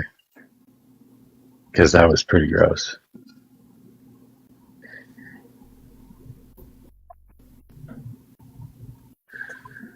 Do we have MAGA on the panel yet? I know Rosa. Oh, she is? I know. She done snuck in and didn't say a word. Rosa, you MAGA? Yeah. Rosa, no, I'm not MAGA. I'm not MAGA. No, I'm not. You liar. You liar. I'm not lying. Stop it. MAGA Rosa. No, I can say bad things about Trump. Okay. Oh, like it's fucked up that he stopped the grants for nursing, right? I don't think he should be trying to bring manufacturing back here. There's things. So there. Two things. That was actually very cogent. Thank you. Yeah. But the war doesn't upset you. I'm still going to call you MAGA, though. MAGA Rosa. I like that. MAGA Rosa. Mentirosa. 463 days. No, I'm not. Just sitting here. I'm waiting for something good to say. I mean, Rosa, you kind of heard what Zach was talking about with Hudson. Like, do you think it's feasible also being a New Yorker? I know, like, Fee's already kind of weighed in. I think pretty much a lot of the government, a lot of the properties that are owned by either the state or the government or owned by Section 8, some of them are not well maintained. Like, they're not, it's just going to be something, especially in New York City, it's just going to be something that, is owned by Mamdani, essentially. Owned by the city, you mean? You know, the same. Mamdani doesn't own anything, does he? Yeah, but take him back, right? Pardon, Rosa? No, because not Donald Trump. Mamdani is doing the Freudian. The landlord thing where he's taking properties from landlords that aren't maintaining their structures, right? Oh, is he taking them? Owning them and he's putting his name on the lease? Not him personally, right? Well, then who? The state. He's putting the you guys know what I'm saying, stop that. No, I don't. So I'm asking you to finish that sentence. He's putting his paw stamp. No, he's taking properties that landlords aren't maintaining correctly, right? In foreclosures? Eminent domain or what's that called? What am I thinking of? Now you got me going. He's not personally taking them, right? But that's what his proposal is. He's going to condemn them. He's going to condemn the buildings. That's what. Well, no, not necessarily. How many empty buildings you got in New York? How many empty buildings you got in New York City that are not currently occupied and that just sit there? Oh, a lot. A lot, right? Those could be housing people. We have the same problem in San Francisco. So we've been trying to get our mayor to do something similar, and they refuse because they're beholden to big real estate. So when you have these buildings, they essentially just sit and they are, first of all, they are hassle to the housing market, right? Because if they all were just flood the market and have multiple properties available, then we can sort of lower the price housing, and it'd be good for everyone all around, and then more people get houses. But when they sit there and they remain empty, they are propping up the market because they are creating a scarcity because they're not being used. Yeah, here in LA, we could really. There's so many. There's like a zombie neighborhoods in New York just from like when Sandy hit, like they weren't repaired. So many properties. So many. It's a good plan, right? There's houses that are still on skits that aren't even finished because the insurance companies, something happened with the insurance companies and they didn't finish getting the funding for them. Baltimore has streets that are row houses that are all empty. Like one house habitated. I mean, that's been 10 years, right? It happened in 2012, Sandy. Oh, yeah, I guess it would have been in 2012. I was just trying to remember because I remember flying back from Boston to BWI while Sandy was coming up the coast. That was a fun flight. But I mean, that's kind of crazy enough. I hate to say it like this, but that's kind of on track though, because I mean, we were doing Hurricane Katrina relief 10 years after Katrina hit in Biloxi, Mississippi. Like, people were just then getting their keys, and we were still like ripping out floors of houses from Katrina 10 years later. Right. There's a lot of homes in Albany too that there's like blocks in Albany that just aren't occupied. I mean, housing should be fixed up, right? And nobody's investing in these areas because they're next to homes that is shit. You know, the areas need to be completely redone and, you know, made better, livable. And why aren't they? I agree Why with this isn't the call. market? The individual, I think, and especially since so you have around 26,000 of these that are officially classified as unavailable to rent because they are too dilapidated or require renovation. You have 13,000 of these apartments that sat empty for 2 years, and there's another 57,000 empty rent stabilized apartments still. Thanks, guys. I've got to run, so I'll talk to y'all later. All right. Thank you.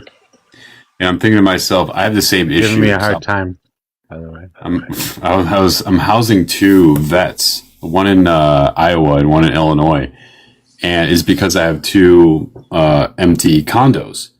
And I'm like, so I entered programs with the VA and the Shriners over here, and they managed to where we got together and organized that whole thing. However, in Iowa, same thing. Like, part of those condos, it's a lot of like, you know, either divorced dads who don't use them anymore, or, you know, young people who have gone to college and moved on, but they're just sitting there empty.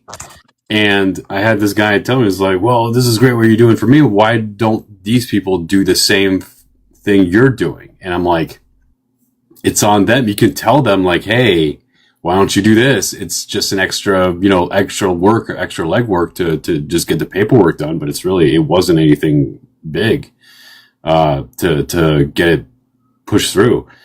And so it could be easy for any of these people to like give out condos to homeless vets, but no, they just sit there empty. No one knows.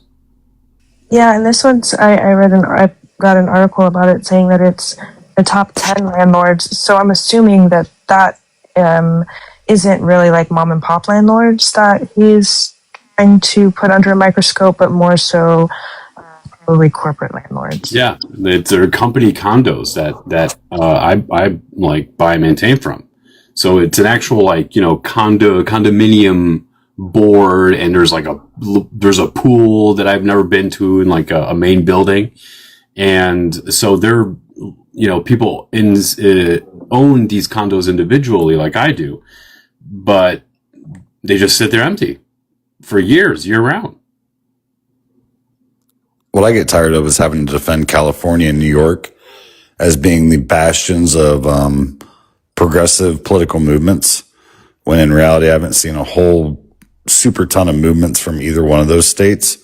And now that at least one city in one of those states is doing something progressively different, I'd much rather defend that than just be like, yeah, no, they just have another mayor doing the same thing, spend the same money, doing the same shit. At least now there's somebody doing something that's actually progressive, and we're seeing so far the early success rates of it. So at least it gives us something to defend when it says like, hey, the status quo just doesn't fucking work anymore, and we at least have somebody trying something fucking different. I'll take that all day. Who, Mom Dummy? No, I was talking about Mayor Adams. What? Shut. Listen, CT. He hasn't done. This is all proposal stuff from him. He hasn't actually started any of these things he's suggesting. He's completed a ton of shit. Well, He yes, literally he did. He balanced. did take money from the state to give to the city, right, to balance the budget. That was a. Oh, you Wow, mean like, he that was did smart. politics? How That was good smart. of him to do politics so well. Great job, Mamdani, on doing your fucking job. He also got free childcare, right? Free childcare was already available. No, Really? not for everyone. Universal childcare was not a thing, Rosa. Not for everybody, You know but people who were poor were able to get their children in free childcare. But first of all, I don't think homeless people are worried about childcare. That's people poor. who are poor. Yeah, and guess what? Now everyone has it, right? So like middle class people that don't have to worry about now becoming poor to pay for childcare. That's pretty nice. Good on him. So I gotta say, you live there, right? She's on the island. She's on Long Island. Sounds like she's from Staten Island, but okay. Oh, Staten Island. So not a real New York. In the hills for 8 years, baby. No, I have a place in the Bronx too. I said, remember? Oh, so you're a resident by proxy. Got it. Let's see. What has Mom Donna gotten done so far? No, I didn't vote. No, I didn't. Right.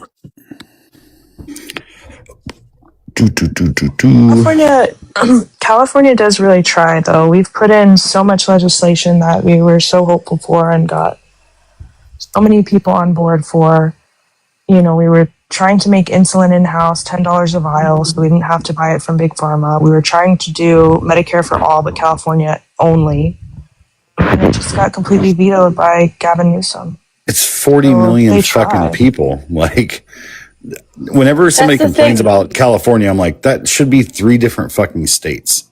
Because and the fact they're like, look at this isn't doing great. I'm like, yeah, no shit. You're taking it over a fucking like a national average of what should be 3 states. California's got, again, like one of the largest populations, and isn't it the largest populated state in the United States? Yes, and we use this argument all the time when we talk about how we cannot scale socialist programs from Europe. We say, oh, the country is too small. They don't have to worry about all this shit. But we use this argument exactly, or not us, but the right uses this argument to say we cannot scale it. Right. The same is true of the California budget. It is bigger. It is not on scale with any other state at all. Fourth largest economy in the world. Yeah. But it's a state. High up there. Agreed. Listen, I like California, got married there, but I'm a New Yorker. This area is home. Yeah, I'll take being a white trash redneck from Ohio. Super easier. But what always cracks me up is that anytime we talk about universal health care, this is the same argument that MAGA or the Republicans make. They're like, oh, well, look at the people versus... When you look at the spending versus the people, and then you actually do scaling, they say that all the time. It doesn't scale. It doesn't scale. It actually, if you take the spending that most countries put into their universal health care versus the amount of people they have, they're still spending less, which is exactly what every college model that we have talks about doing the same. We could be saving anywhere from $1 to $1.7 trillion per year if we would just get rid of fucking private insurance. But they can't understand the nuance of that. It's too big. Well, you said nuance, and you already lost them. It's more than a 1-syllable word, so scale it down. Say they don't get the mirror of it. And God forbid, they don't understand it's not free.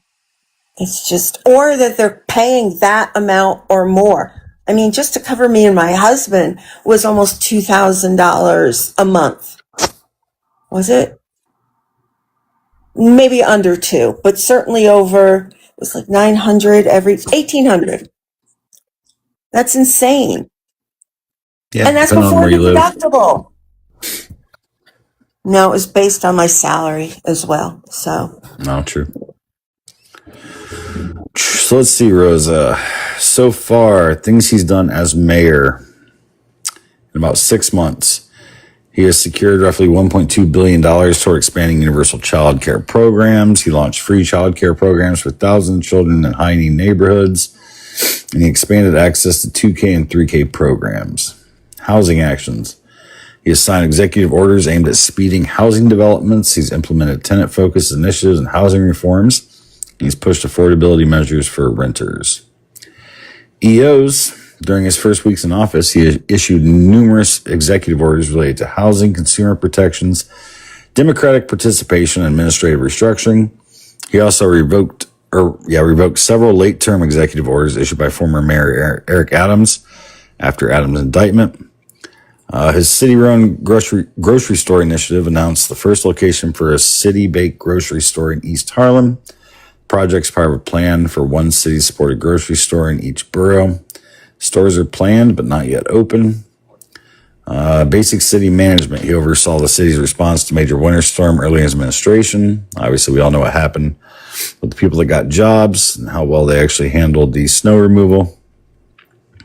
They're also working on launching the same thing for a longer scale project for infrastructure initiatives, including pothole repair efforts. So in 6 months, he's done more than the fucking president has in one city. Secured more money, made sure the deficit and the debt didn't go up. I'd say democratic socialism's doing a little bit better right now than authoritarian dictatorship.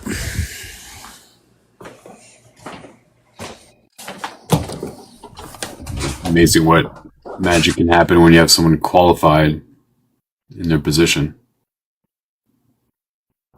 Or has a really good team behind them. Yeah. That means the same. Go ahead.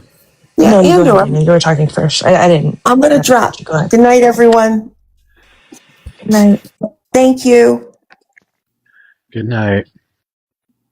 It's just general consensus that, you have imposter syndrome in a position he shouldn't be in. He's going to pedal, try hard just to keep up, to maintain status quo to whatever his position is. And he might cut corners desperately trying to keep up. Whereas a qualified person is already at the status quo. So all they can do is push things to make better or make more efficient for their position. No matter what position you are, corporate, politics, doesn't matter what it is. So you put an unqualified person in every fucking cabinet position, then you're just going to have a bunch of people striving to maintain status quo and at the same time trying to push the country in the agenda direction they want it. So you're juggling too many things. You're fucking up everything. I'm looking at Pete Hex up here mostly.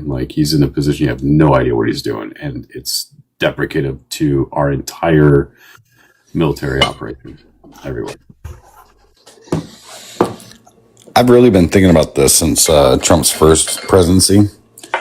You got to think, for a guy like that, right? He never necessarily needed to create revenue, right? He could always go to somebody else to get it. Do you think that he thought the presidency would be like that too?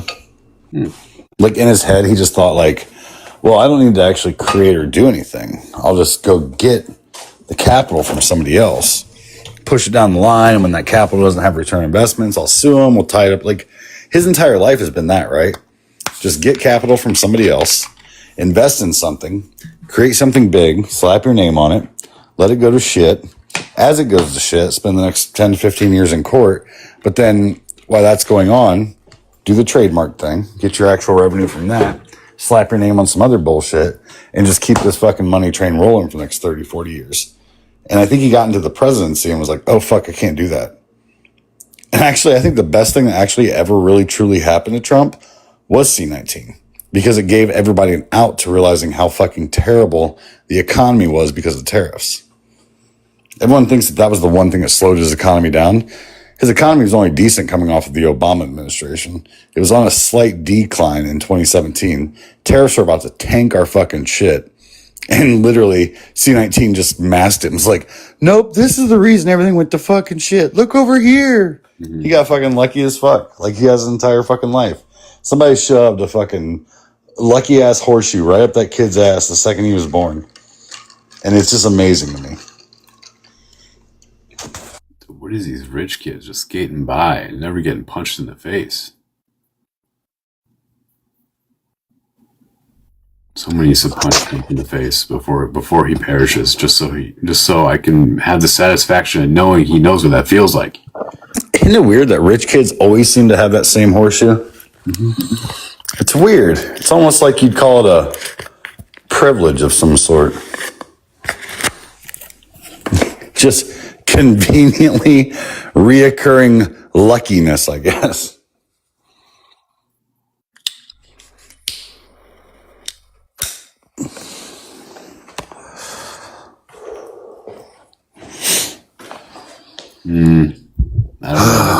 Definitely couldn't tell what you were just doing there, CT. Not at all. I look back and consider myself to be extremely lucky as well. And I feel like, why has this path been carved out for me so neatly?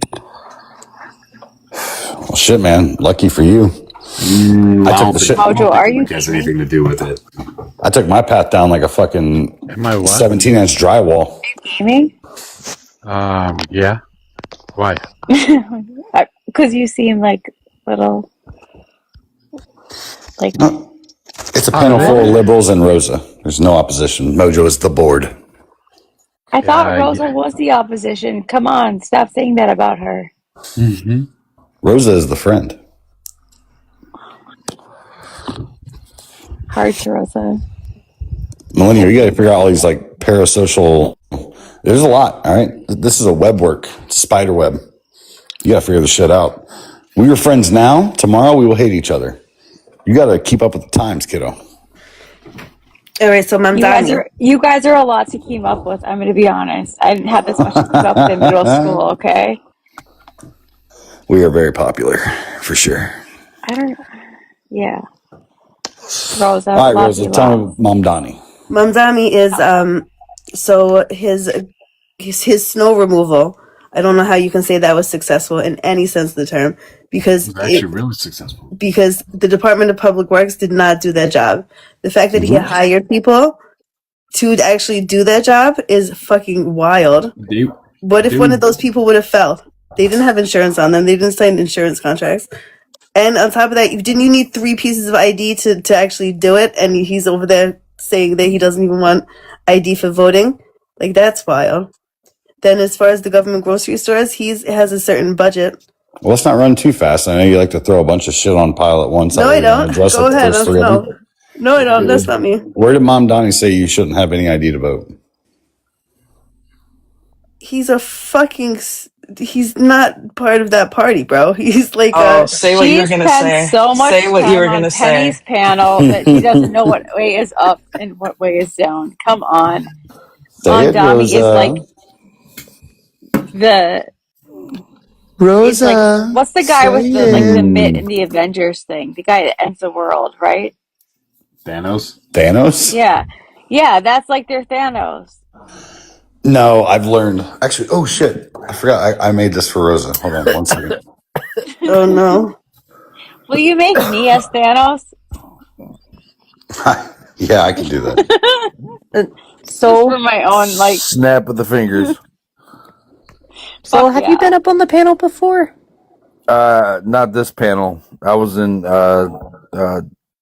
CT's earlier. Hey, what's up, Soul? Yo, hey, what's going on, man? Hey, thanks for having me earlier. Yeah, for sure. Hell yeah, it's been a pleasure. This has been cool. It's been cool. Well, this is the main place I actually hang out on. Every now and then, if this live isn't going, I'll pop one off every now and then. But this is kind of the homestead, man. So welcome in. Oh, okay. All right. Yeah. Well, yeah. Hey, thank you. So introduce yourself a little bit, because I've been talking to Mojo about this. Like, the cool thing is about like our little communities, we have no problem branching out, talking to different people, different ideas. And there are people with different ideas, and we want to meet those people. But it's just like, can you have a civil conversation? So, Soul, tell everybody about yourself a little bit, because I'm trying to find Rosa's background. My real name is Steven. So nice to meet all of y'all. I like the name Soul because just for a lot of different reasons. But who I am essentially is a people person, not a people pleaser, but I do enjoy conversing in a lot of different venues and expressing myself when I can, and hoping to not just combat, but to express my love for all of y'all. So thanks for having me, everybody. I like the name. It's what they call Day on Mars. Yeah. Thanks for having me. Again, I it's all with love, and you know, I like trolling. I like fucking with people. I can joke. Please, I don't have any. There's no. All right. I'm not a person that requires you to call me him, she, them, they are, way, squirrel, whatever. So you can call me motherfucker and, you know, whatever you want, but just spell it right. Who'd you vote for? I do not vote. Oh. Yeah. You're definitely going to get called a motherfucker. I'm just kidding. Then. Hey, I voted for Trump, bitch. I'm just kidding. Hold on, Soul. We're going to try this again. Who won the 2020 election? Biden. Good man. Motherfucker. This Now doesn't ask matter. girls Why do you that. care? Now ask girls that. You don't care if you didn't vote. Obviously, it was Biden. I already said that J6 was fucking embarrassing. That was stupid. I'm embarrassed. Aren't you embarrassed? I feel like when Stubbs is up here, you would not hold say on. that's I have a problem here. Okay. My problem is, first of all, he said fucking love way too many times to be a conservative.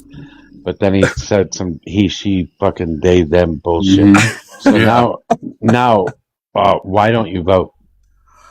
Because I'm stupid, and why I'm here is like to learn from folks like all of you that have invested time. So like maybe it's vampiric in nature, to where I want to, you know, like get an idea of what I would even be voting for. I've looked into certain things and about everybody, but it's not. I don't want to get to like what do you call it, Alex Jones conspiracy theory. They're putting the shit in the water to turn all the frogs gay type of shit. But like, you know, like I guess I'm. Is it always as hard to answer a simple question? Why don't I vote? Because actually, all right, simple question or simple answer is I don't like the people that I have a choice to vote for. Do you vote for local elections or not at all? No, I don't. Yeah, Saul, that's just lazy, bud. You gotta vote in the local. And you're right, and I probably should, and that's why I'm here, because I want to learn why I should. All right, you know? all right. So I'm gonna tell you a little bit about myself. My name is Joshua. I fucking hate. Hi, everybody. Joshua. I'm an asshole, and I hate liberals especially. So that's who I am, and you'll get to know that pretty quick. No, yeah. Thank you for sharing, Joshua. Hi, guys. It's good to meet you. And he's also a furry. Yeah. If you couldn't tell. Oh my God, sold. I don't care about anything else. Hold on. Send me the feet pics. I'm just kidding. Send me the claws. I need the claws. You mean the paw? The paws. Paw pics. Paws for the paws. I'm kidding. All right, so well, just like the movie Milan, we'll make a Marxist out of you. Thank you. I appreciate. Again, I appreciate the opportunity. Again, I'm just a student, you know. So treat me as such. I'm only here on my own false sense of laurels when it comes to humanity, and I want to learn more about, you know, all of you especially, but like political constructs, because I know very little, so I'm sorry that I can't chime in like that. Well, Sol, let me ask you, because I know we talked on my panel.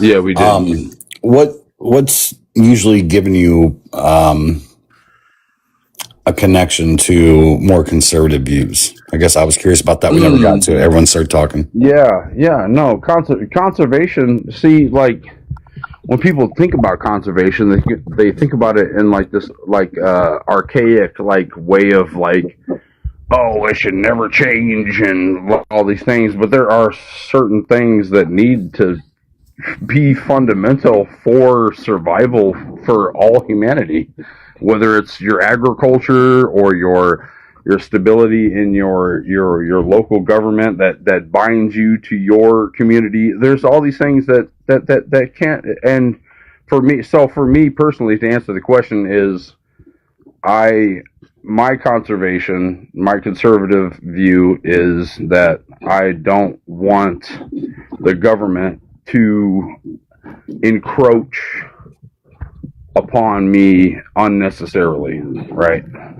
So that's what the Constitution kind of was written around, was like, hey, we'll be here if y'all motherfuckers can't figure it out. And again, that's archaic shit from 1776, but it's kind of true. You don't want motherfuckers fucking with the shit unless you want motherfuckers fucking with the shit. I don't know.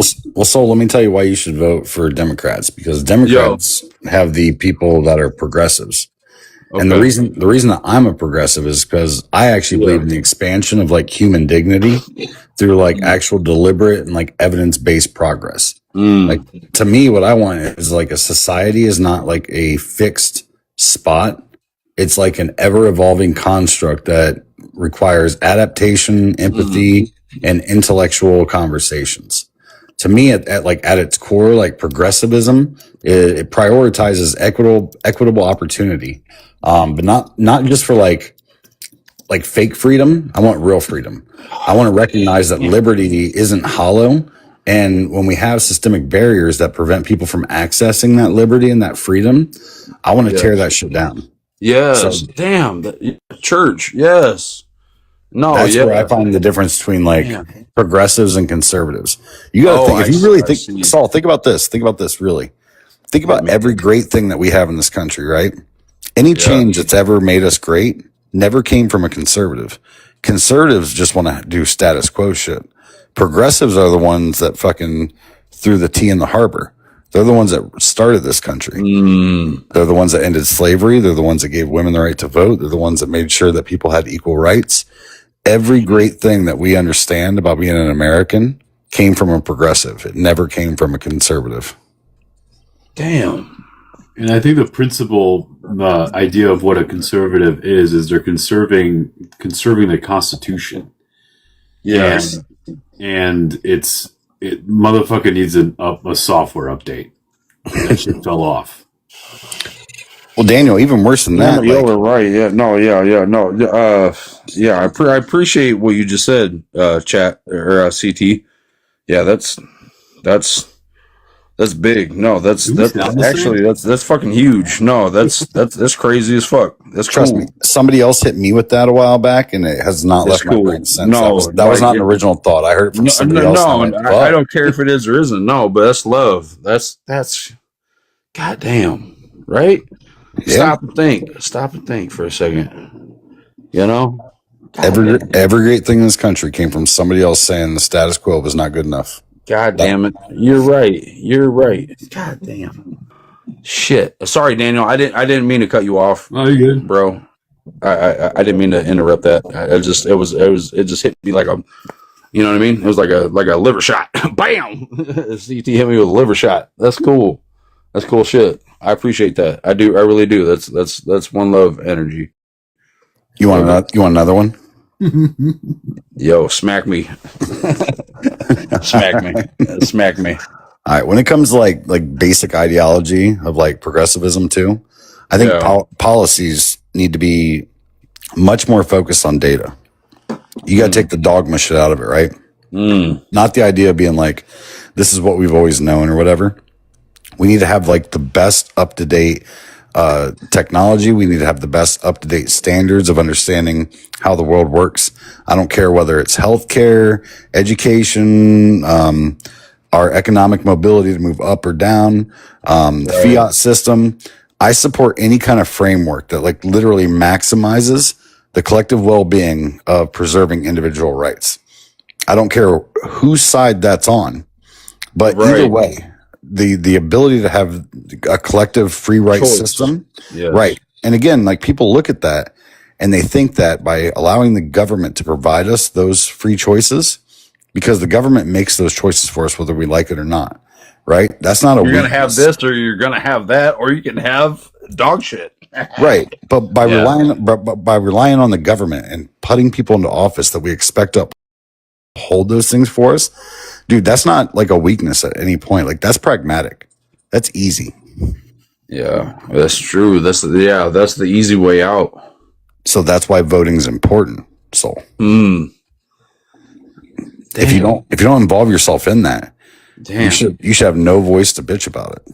Damn. No, heard, understood. You're right. So get involved, brother. I should, and I appreciate that. You're right. Get involved. Yes.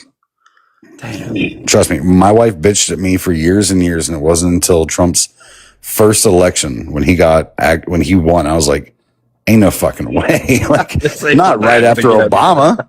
After Obama, like, and how the fuck does this flip? So I have not looked back since. I was like, I will be involved. Shit. I'm involved in local elections. I'm involved in local government now because I realize, dude, I have 3 daughters. Like, what is this world that we're creating and have been since 2016? It's not safe for them. And I tell everyone this, like, I promise you, like, I am not raising defendants. I am not raising defendants. Like, right. So I got to create a world that's a little bit softer to the women that stand up for themselves. Yeah. And I promise you, like, we will be at the prosecutor's table. Like, we'll be the motherfucker. I see you, bitch. We see you. Yeah, you don't get to run. You don't get to hide. Exactly. Push back. God damn, man. That's a cool. What are you on? What are you on? He's on America right now, Mojo. I'm teaching him about America, doing American shit and being a fucking redneck. Let's go. Lines of America. I'm from probably one of the most redneck places you could be from outside of the South, I guess. But you live in Ohio too? Hell yeah, brother. I wish it was Ohio. No, it's not. It's not. I'm from Nebraska. Ooh, Midwest. Okay. Yeah. I like it. Yeah. Dude, definitely get involved. Your voice could absolutely make a difference in a state like that. Yeah. And God dang.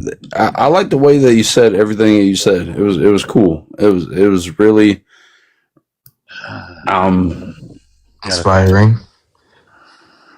Not just inspiring, but it was realistic, and it was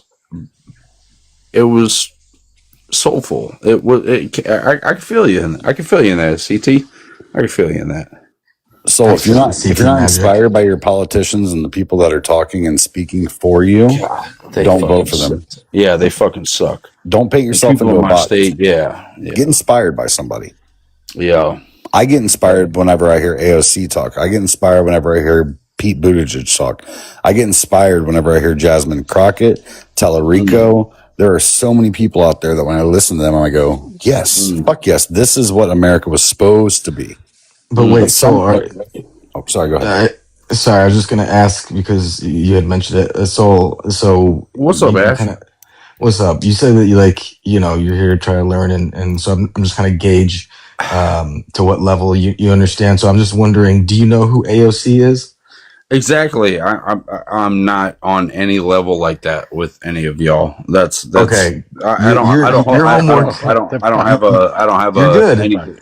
I'm You're sorry. Good. You're good. Your homework is to go watch videos of AOC talking tonight. You will have your mind blown even more. Okay. Yeah, church. Heard. Yeah. Okay. I know it's sad because I'm a middle aged man. It's not like I'm 20. You know what I'm saying? I'm just a middle. I've been That's all right. Yeah. Anyway, so I didn't find my way into a voting booth until 2020. And so when people talk about like I can't believe Biden got so many votes, I'm like, I can, Because I was one of them motherfuckers my entire life. Like, I fucking hated George Bush. But I was so confident in knowing that Obama was going to win. I didn't vote either time. I was like, America's on a whole new wave now. Why, dude? Yeah. Like, we're good. And then Trump happened, and I went, what the fuck is this rubber band effect? So, yeah. But I'm telling you, since 2020, I have now voted 8 times. 2, 3, 4, 5, 6, 7. 2, 6, 7. Yeah, 8 times. I voted in 2 local elections. I voted in the national elections. National election. Yeah. Twice now, and then I've also voted 4 times in midterm senatorial elections. I now vote every fucking time I can because I realize every fucking vote matters. It took me until I was 32 to figure that out. Damn. Right. Jeez. Never too late. It's not. I guess it's not. Yeah, I was later than that. I mean, it wasn't until I was probably like 35, 36 before I started really paying attention. What? You ain't 21 or something, Ash? Me? I'm 42. Ash is 71 years old. Get the fuck out of here. This dude sounds like he's... I don't mean to judge, but motherfucker, goddamn, you sound like a young man. Goddamn. All right. Yeah, no, yeah, good for you, bro. Okay. Damn. Preach, big bro. Yeah, I take it anyway. This is what I love. You know what I mean? Is just being in here with y'all folks and getting it how I get it, and it's great. And I appreciate y'all. So I know we talked about it before, but again, I'm not nearly as good as I should be about finding common ground with people. If they're only objective when joining a panel or having a conversation, is be like, defend Trump till the absolute diest, or troll.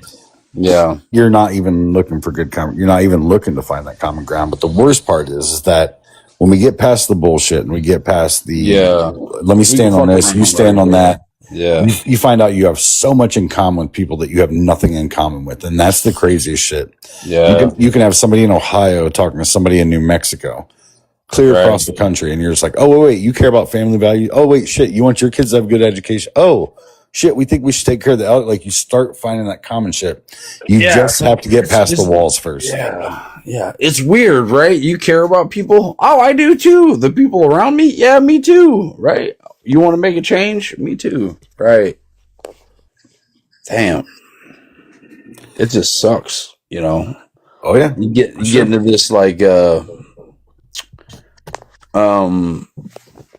fucked up mentality of where you don't even want to fight it anymore. You don't. That's why it's the most important that you keep fighting. Yeah, it's the most important you keep having conversations. Right. Yeah, it's not a popular thing to do. I can tell you right now, like I said, Mojo right here, this is home base for me.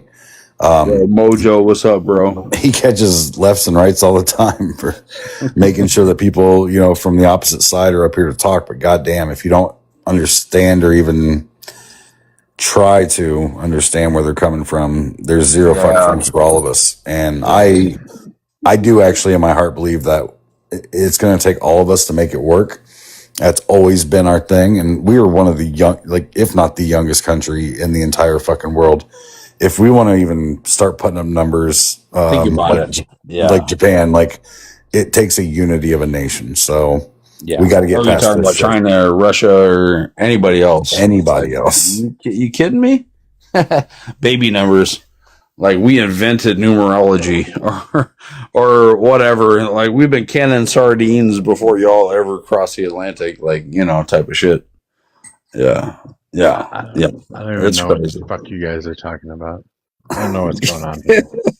Mojo, what the fuck is this? I don't. We're pushing your message out. Unity. What up, Mojo? Thanks for having me. Yeah, you'd have gotten a lot harder time in my life. It's a good thing you went over to CT's, man. I'm softballing them into the Mojoverse. Yo, yeah. CT's been gracious to me. So how the roles have reversed. He's the nice guy, and I'm the asshole, and I just want to fucking yell at this dude. Yo, you can yell at me too. I'm not. It's like I take it however I get it. You know what I mean? I like it. I like all of it. I don't know what that means. Wait, what? Look at CT out here. I don't want to know how you take it, sir.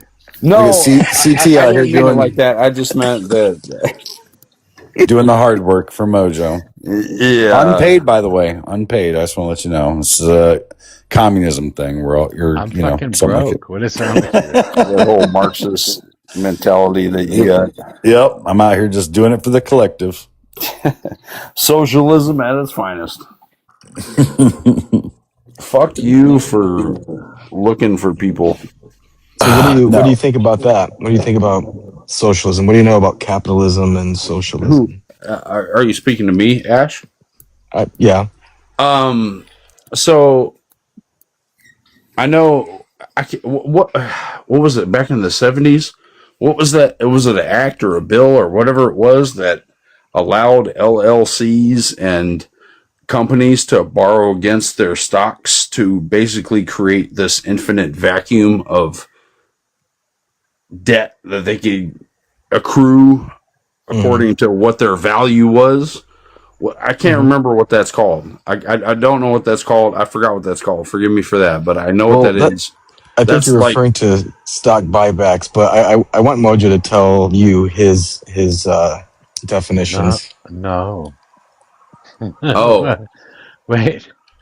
You just want definitions of socialism, capitalism. That's what you're asking. He said no. Of socialism and capitalism. Oh, just by definition. Oh.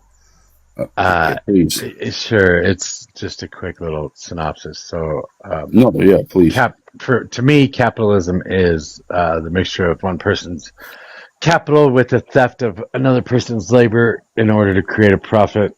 Socialism is the means of production being owned and controlled by the people as a whole, or in individual markets if you're going to set up co-ops and get rid of corporations. Communism would be a form of government that is owned and controlled by the people as a whole, and you'll hear me say that I'm a Marxist, and I just believe I believe that to be a philosophy that incorporates communism and socialism in some way. So like with socialism, if it's equally mine as it is yours, then how do you have control? Right, because control is like the baseline of all of this, right? I'm a market socialist, so I believe that the state should provide all basic needs for everybody, or set up a system in order to make sure all basic needs are met. And then you can do whatever you want with your free time after that. If you choose to set up a co-op, if you want to run a business, you set up a co-op with you and some friends of yours or whatever. If you and 9 other guys get together and you want to run a business, then you split that business 10 ways. Right. Whatever the profits or losses are. So how does that, what's the kickback to you then? You know what I'm saying? Like, there's 10%. No kickback? 10%. 10%? Oh, just like everybody else that works there. Okay. Oh, just like, so every single person involved in it. Yeah. Equity of labor, equity of outcome, equity of losses. Yeah. Really? Oh, that's interesting as hell. So I just wanted to say that because, like, just to help you understand further what we do here, we talk a lot about capitalism. We criticize capitalism. We talk about socialism and how we balance in a mixed economy of capitalism with, social programs, how we can improve those and make those better. That's kind of the stuff we talk about a lot, and then it goes off topic a lot as well.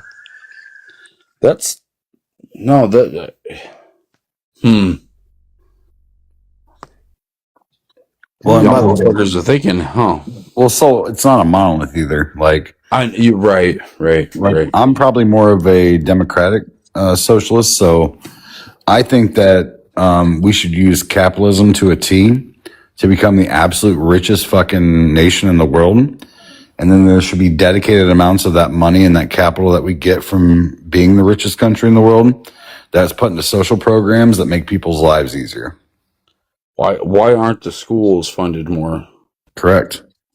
Why aren't the hospitals just flush with everything that you could possibly need, right? Well, because we have to subsidize companies like Tesla, and we have to make sure that the DoD has a $800 billion R&D project fucking funding every year. He wants to go to Mars. Some motherfucker wants to go to Mars. So it's like, okay. So abandon the planet. There was, what was it? It was Neil deGrasse Tyson was talking about. I don't subscribe to everything that Neil talks about. But this was a funny point. He was like, why would you run away from Earth when you could, the same amount of money you could spend to like go to Mars and nuke the fucking poles and do all the shit, or you could make it anti-asteroid and full sustainability and in all these different types of ways. Why would you not just like do that instead of like go, well, fuck Earth, I'm out, go to Mars. What's on Mars then? Yeah, I heard that, and I totally agree with that. I heard that same thing, and it's like, yeah, I mean, if we invested the amount of money that it would cost to actually terraform Mars, and we're not talking about just going to Mars, we're talking about terraforming Mars. Right. In order to do that, we could save this planet easily, like 5 times over. Oh, it would push us to what it's called the Fermi paradox, right? Where we ask, where's everybody at? And it's a part of that's our evolution they rated us at a 0.1 level or a 0.75 level to a 0.1. And when you get to 0.1, you can, do everything that you want with the planet that you live on. And then when you get to 0.2, then you take the star around and you can use it as a fucking infinite energy source. Then when you get to 0.3, you can use the galaxy to which that whole thing. And I have no idea what you're talking about, but I'll look into it. Sounds interesting. It's different stages of evolution. Basically, I got to rewind myself a little bit, but like, so to be more explanatory, at 0.1 or at 1.0, you're talking about different tiers of civilization. Yes. So at 1.0, you basically can control geothermics, and hurricanes no longer are a thing, or, oh, there's a tornado, we'll just use it to do this, type of shit, right? So the cell upon which that we've evolved on becomes basically our plaything. And then from that, you manipulate the star. And then once you can manipulate the star, use the star as basically a gas tank to elevate you to a point to where you can manipulate the galaxy that you're in. And then you start talking about Dyson spheres and putting fucking mirrors around black holes and harnessing their energy, all these different, anyways, it's all just like theoretical science, but like so you like science. I love astrophysics. I love all of it. Yeah. That's cool. We talk about that stuff too. I like that shit. It's really cool. So I think that a little shocked right now. No, I'm not. That was a bit of a whiplash. I just met Soul not too long ago, but he was saying like he was a pretty staunch conservative and stuff. Then we started talking. I was like, I'm not so sure. Soul, you should write this down and please look into it. If you're not so far on the left that you're just like, I don't prescribe to all the left ideology, look into a bull moose Democrat. Okay, a bull moose. Hold on, let me. Bull moose, as in like the animal moose, like MOO. Bull moose Democrat. Bull moose Democrat. Okay. Yep. Do you know who our former president Teddy Roosevelt was? What he was? No, Yeah. I couldn't tell you. Like, as far as like Democrat or Republican, you mean? Well, he started as a Republican, and Yeah, I thought he was a Democrat. Well, he became a progressive Democrat. Oh, yeah, and then he pushed hard and created the Bull Moose Democrat Party, which got his vice president knocked out of office the very next year when his vice president took over for him. But everything about that party, for one, is like anti-large corporation. It's about conserving forests. It's about like when foreign entities want to fuck with our country, you don't destroy them. You just kick them in the chest and you go, step the fuck back. Stop. It's hey, we're going to take care of our own. We're going to make sure that this area is good. What's cooler than planet Earth? Planet Earth is pretty cool, but I do think that we don't necessarily right now have control of planet Earth. No, you're right. You're right. I didn't mean to interrupt. You're right. But I think that you're on you're on this weird path of trying to figure out what's left and what's right. Yeah. And again, dude, I'm just like a fucking redneck from Ohio. So like when people hear I'm a liberal, they're like, that doesn't add up. You're in a red state. You sound like a redneck, but you're a liberal. I'm like, well, listen, there's a spectrum. Okay. Correct me. So what's the difference between a liberal and a libertarian? For sure. So what libertarianism? How much time do you have? Just too tight for this shit. I'm sorry. I don't mean to. No, go. God damn it. It's fine. My bad. I apologize. No, don't apologize. It's fine. I just thought it was funny. It is funny. He doesn't know the lore, Mojo. There's a distinct difference. I know. Well, okay. Because So libertarian is like, it's on you, right? No. Well, here's the cool thing about politics and like how people view themselves and everything else. Right. Every single thing is on a spectrum. So if I say I'm a liberal, right? There's a spectrum to that liberalism. There's a window, right? You can be on the left side of that window. You can be on the right side of that window. If I say I'm a Democrat, there's a left side of that window. There's a window. There's a spectrum. Like, I don't fuck with this, but this, right? Yes, this rings home for me on this side.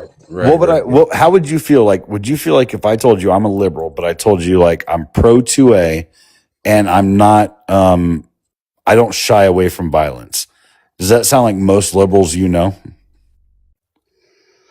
I know that most people detest people that are for violence because they think, again, I'm a redneck from Ohio, but like I do agree with the right to defend yourself. You shouldn't be victim to violence if you can't help it, right? No, not even defending myself. If there's a Nazi walking down my road spewing shit, I will go out and punch him in the face.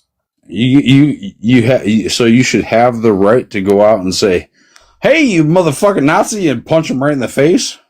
Nope, not saying I have the right to. I'm just saying that's my own. That's your personal beliefs. Oh, I see what you're saying. Oh, okay, right. So right do you see how like it should not be backed by the government, but that's your or the political stance of right. So just because I call myself a liberal doesn't mean that I have to align with everybody else. It's not a monolith. It's not one congruent standpoint on something. And there are people on this panel that would disagree with that. Be like, no, you should never cause harm to somebody else. And I'm like, that's cool. I'm glad you believe that. If a Nazi's walking in front of my house, if I see a known child predator walking outside of my house, another point right there. I would fucking strangle him. Yeah, and guess what? There's people on the left that aren't. Nazi's easy. Nazi's easy. But no, same thing. Like that right there. Right there are people on the left that say you should let the law figure it out. And I'm with you. I'm like, no. If there's a child predator that's looking at my windows, they're not making it home that night, right? Like you're going to sleep. You're going to sleep, buddy. Yeah. So Soul, that's what I'm saying. There's a spectrum to all of these things, right? All these ideologies. I have to find my spectrum then. Exactly. You have to find your level set, right? But I'm telling you, the things that me and you have talked about earlier and now, I'm telling you, I think that you have a lot of alignments with like Bull Moose Democrats. Another way that, like, because people really do like definitions, look into libertarian socialism. Libertarians, hold on, libertarian socialism. Yeah. I've learned a lot of people from the right have no problem abandoning the Republican and Conservative Party to call themselves libertarians. But I've also learned that libertarian socialist is really captivating for people on the right. Huh. Okay. This has been interesting. For sure. I like the idea of having a smaller government, and the only thing that government focuses on is ensuring that the American people have all the needs met that they need to succeed. That's a libertarian socialist. Right. So in fact, that's what it was designed around. Right. Again, call it a that's a conservatist. No. Type of mentality, right? Isn't it? No, it's not. It's a libertarian socialist ideology. You want government involvement to ensure that the well-being of the American people is met. You don't want so much government that the American people can't do whatever the fuck they want because we're supposed to be the freest goddamn country in the world. That's how they wrote it, though, right? Well, welcome to the founding fathers, man. Right. So, hey, what the fuck? That's crazy. Okay, that's cool. That's a mind bender. It's cool. Damn. Okay. So, like I said, we're gonna make a Marxist out of you. Yo, listen. I'm a soldier at best. Hey, that's a good start. You believe in something. That's something, right? I do. And then that like you guys are both crazy, and this is boring. I'll tell you, the only decent debate I have in my future is gonna be me and Mojo. I promise you. Yeah. Which, hold on, Mojo. By the way, I got a message earlier. I got signed up for a 2v2 debate. By who? Tattoo, apparently. Oh, that's right. She said she was looking for something earlier. If I was rich like that, did I give Mojo at least something? Yeah. Go ahead and give Mojo at least something. I don't know what you need, but a rose. That's half a penny. What are you doing? Oh, Jesus! I'm sorry. I'm broke, dude. I need a life. I'm poor. You say you need a life, Mojo? Yeah. Got any extra lives? Let me look in my gift bag here. Oh, that's right. I ran live tonight. It's fun. This has been one of the most enlightening. I don't need any of that shit. I just need life. You people are crazy. Well, thanks for having me, Mojo. Thanks for letting CT indoctrinate you. Yeah. Right. Yes. Come into the fold. Yes. No, it's not indoctrination because it starts with a choice, right? So I could choose to tell this guy to go fuck himself because Jesus is all I need. And I don't need any motherfuckers. I just gotta tell you this up front. Ash, is that you, Ash? Yeah, I just got to tell you right now, just be careful because his the way he talks sometimes can get into your veins and you start hearing him when you don't want to. So just be careful how much Mojo. No, this Mojo. Mojo. What the fuck? He said he's actually. What the hell are you going after? Right. He said 2 words to me, and I don't know why, but I feel like he's my father.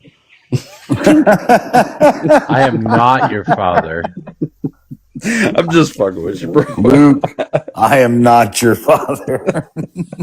I'm just fucking with you. But no, it rang really true what you said, though, both of you guys. And it's really been quite a pleasure, actually, being here. So I'll tell you, we talk about this a lot on panels where we, and this happens on both sides, by the way. Yeah. They pretend like they want to have a conversation and maybe open up somebody's eyes. You'll hear that a lot. Let them see the other side. But then what they really want is they just want a bunch of people arguing. That way they have viewers and they get gifts and a bunch of shit like that. I am actually proud to say that I am part of a community that says like, hey, we may disagree about some shit, but let's talk about it. Let's break it down. That's Let's why I figure it tried to out. stay as silent as I could in your panel. No, and I appreciate that. I appreciate that. I didn't want to sit there and go blah blah blah blah blah blah blah blah blah over people. You know what I mean? Yeah, we saw what happened to those people, right? Yeah. Get the boot. That's not the energy that I seek either. Well, those aren't the people that actually give a shit about this country or the people inside of it. And I think we do. No, you're right, and I do. It's fuck, man. This has been a long time coming. I'm trying to think about, like how I really do feel about it. Hey, it's never too late to get involved, man. Yeah, you're right. So midterms are coming up this November. Get your ass registered. Make sure you're ready. Listen to the candidates. Look them up. Look into their policies. Get an AI model. Figure out how to break shit down. Figure out what the lies are. Like, you owe it to yourself and to the people that live in your household, your community. You owe it to them as an American to make sure that you're informed about this shit. Right, because you're not the first person that I've had this discussion with. It's like my best friend. He's like spouting off all this shit. I'm like I'm faking it. I'm like, oh yeah, right. Because he's a black dude, so he's like, he's on this trail of like what's been happening to him because of years of systemic racism, for sure. All this, all that shit, and I'm like, I get it to a certain extent, but I'm like, yes, you're right, but like, get it to the full extent. See what he's talking about. Be interested. Right. Find yourself engaging with your friends and your community. Yeah. These are all important things. You have kids? I don't. I have a lot of nieces and nephews. Then do it for them. In their 20s to their singular years. Yeah, do it for them. That's what I was involved for my cousins when I was younger. Like, then I got nieces and nephews. Then I got kids, and like, it's all very important. This shit actually matters. Like, we are all fortunate enough to live just like as small of a speck of like our singular lives are. It's a dot on the time frame of like how long the Earth's been around, right? Make sure your dot matters. Crazy. Yeah. Make sure it matters to somebody else beyond you. That way they remember you for something. So real quick, you were writing something down earlier. Just quick homework review. Also, make sure you write down AOC, like I mentioned earlier. Oh, AOC. Yeah. So the acronym stands for what exactly? AOC. Hold on, I am writing it down. You don't have to write down the whole name because it is pretty long, but OC. You got it? Yeah. So, hold on. So what's the big deal with AOC? Again, I'm not looking into any of this right at this second. I'm just trusting you guys. Yeah. She's. Sorry. Go ahead, Mojo. Oh, it's a person. It's Alexandria. Oh, it's a woman. Oh, it's a woman. Oh, it's an individual's name. Oh, she's a congresswoman. Oh, okay. So, all right, I'll look into it. You don't have to explain if you don't want to right now, but like, okay, all right. You, like you said, Ash, homework. Okay. How do you feel about women's rights, equal pay, things like that? Well, it should be based off of, so like, the go-to for everybody is like WNBA versus NBA, right? Or like Jordan Peterson saying, how come there isn't this many women bricklayers or masonry workers, right? Type of shit. Yeah, I get all that. Like, I get it. Like, that's, they should be paid if they are in the same profession and show the same qualifications, then why the fuck aren't they getting paid the same? Dude, I work with this chick. There's this chick in my job. She's this young Guatemalan girl, and she's fucking like, she's like sweet as can be, whatever, you know what I mean? But she busts her fucking ass. Do you think a woman could be president? Huh? Do you think a woman could be the president? Oh, fuck yeah. Why not? What the fuck? You see Trump? Ashley, I could be you could be president, motherfucker. What the I'm fuck? just curious, just level setting. Yeah, yes. No, to answer your question, legitimately, it does not. It's not who. It's not where your genitalia fall. It's the quality of your character. The whole Martin Luther King blah blah blah shit. You know what I mean? I agree. Yeah. I don't mean blah blah blah as like I'm blowing it off, but we know what it means. You know, it's the quality of your character. It doesn't take a fucking neuro fucking rocket scientist. Elon, you know why Elon Musk ain't president? So I gotta ask, like, can you imagine like somebody run this country that, at least for me, like I bartended for a lot of years. Yeah, that's hard. That's actually a hard job. It's a bitch, right? But you also get to understand how people work, right? Oh yeah, dude, I've been in front of bartenders fighting. Anyways, yes. But you get how they work at their highs and their lows, right? Yes. You see the world from a different perspective. You see them at the start of a night. You see them at the end of a night. On top of that, I can't even imagine being somebody in this country that isn't just a like 6'1" fucking white male. I've been that my entire life. I couldn't imagine being anything else other than that. I couldn't even imagine the perspective I'd have if I was just the person on the other side of the bar.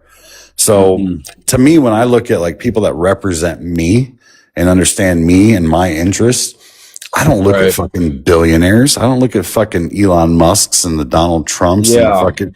They don't know what I'm fucking experiencing. They don't know my life. They don't know your so fucking far life. removed from you that there's 6 degrees of separation between you and their fucking lawn care service. In reality, right? They don't understand America. What America is everyday fucking workers.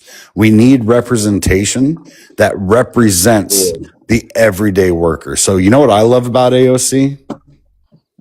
So yeah, what is it?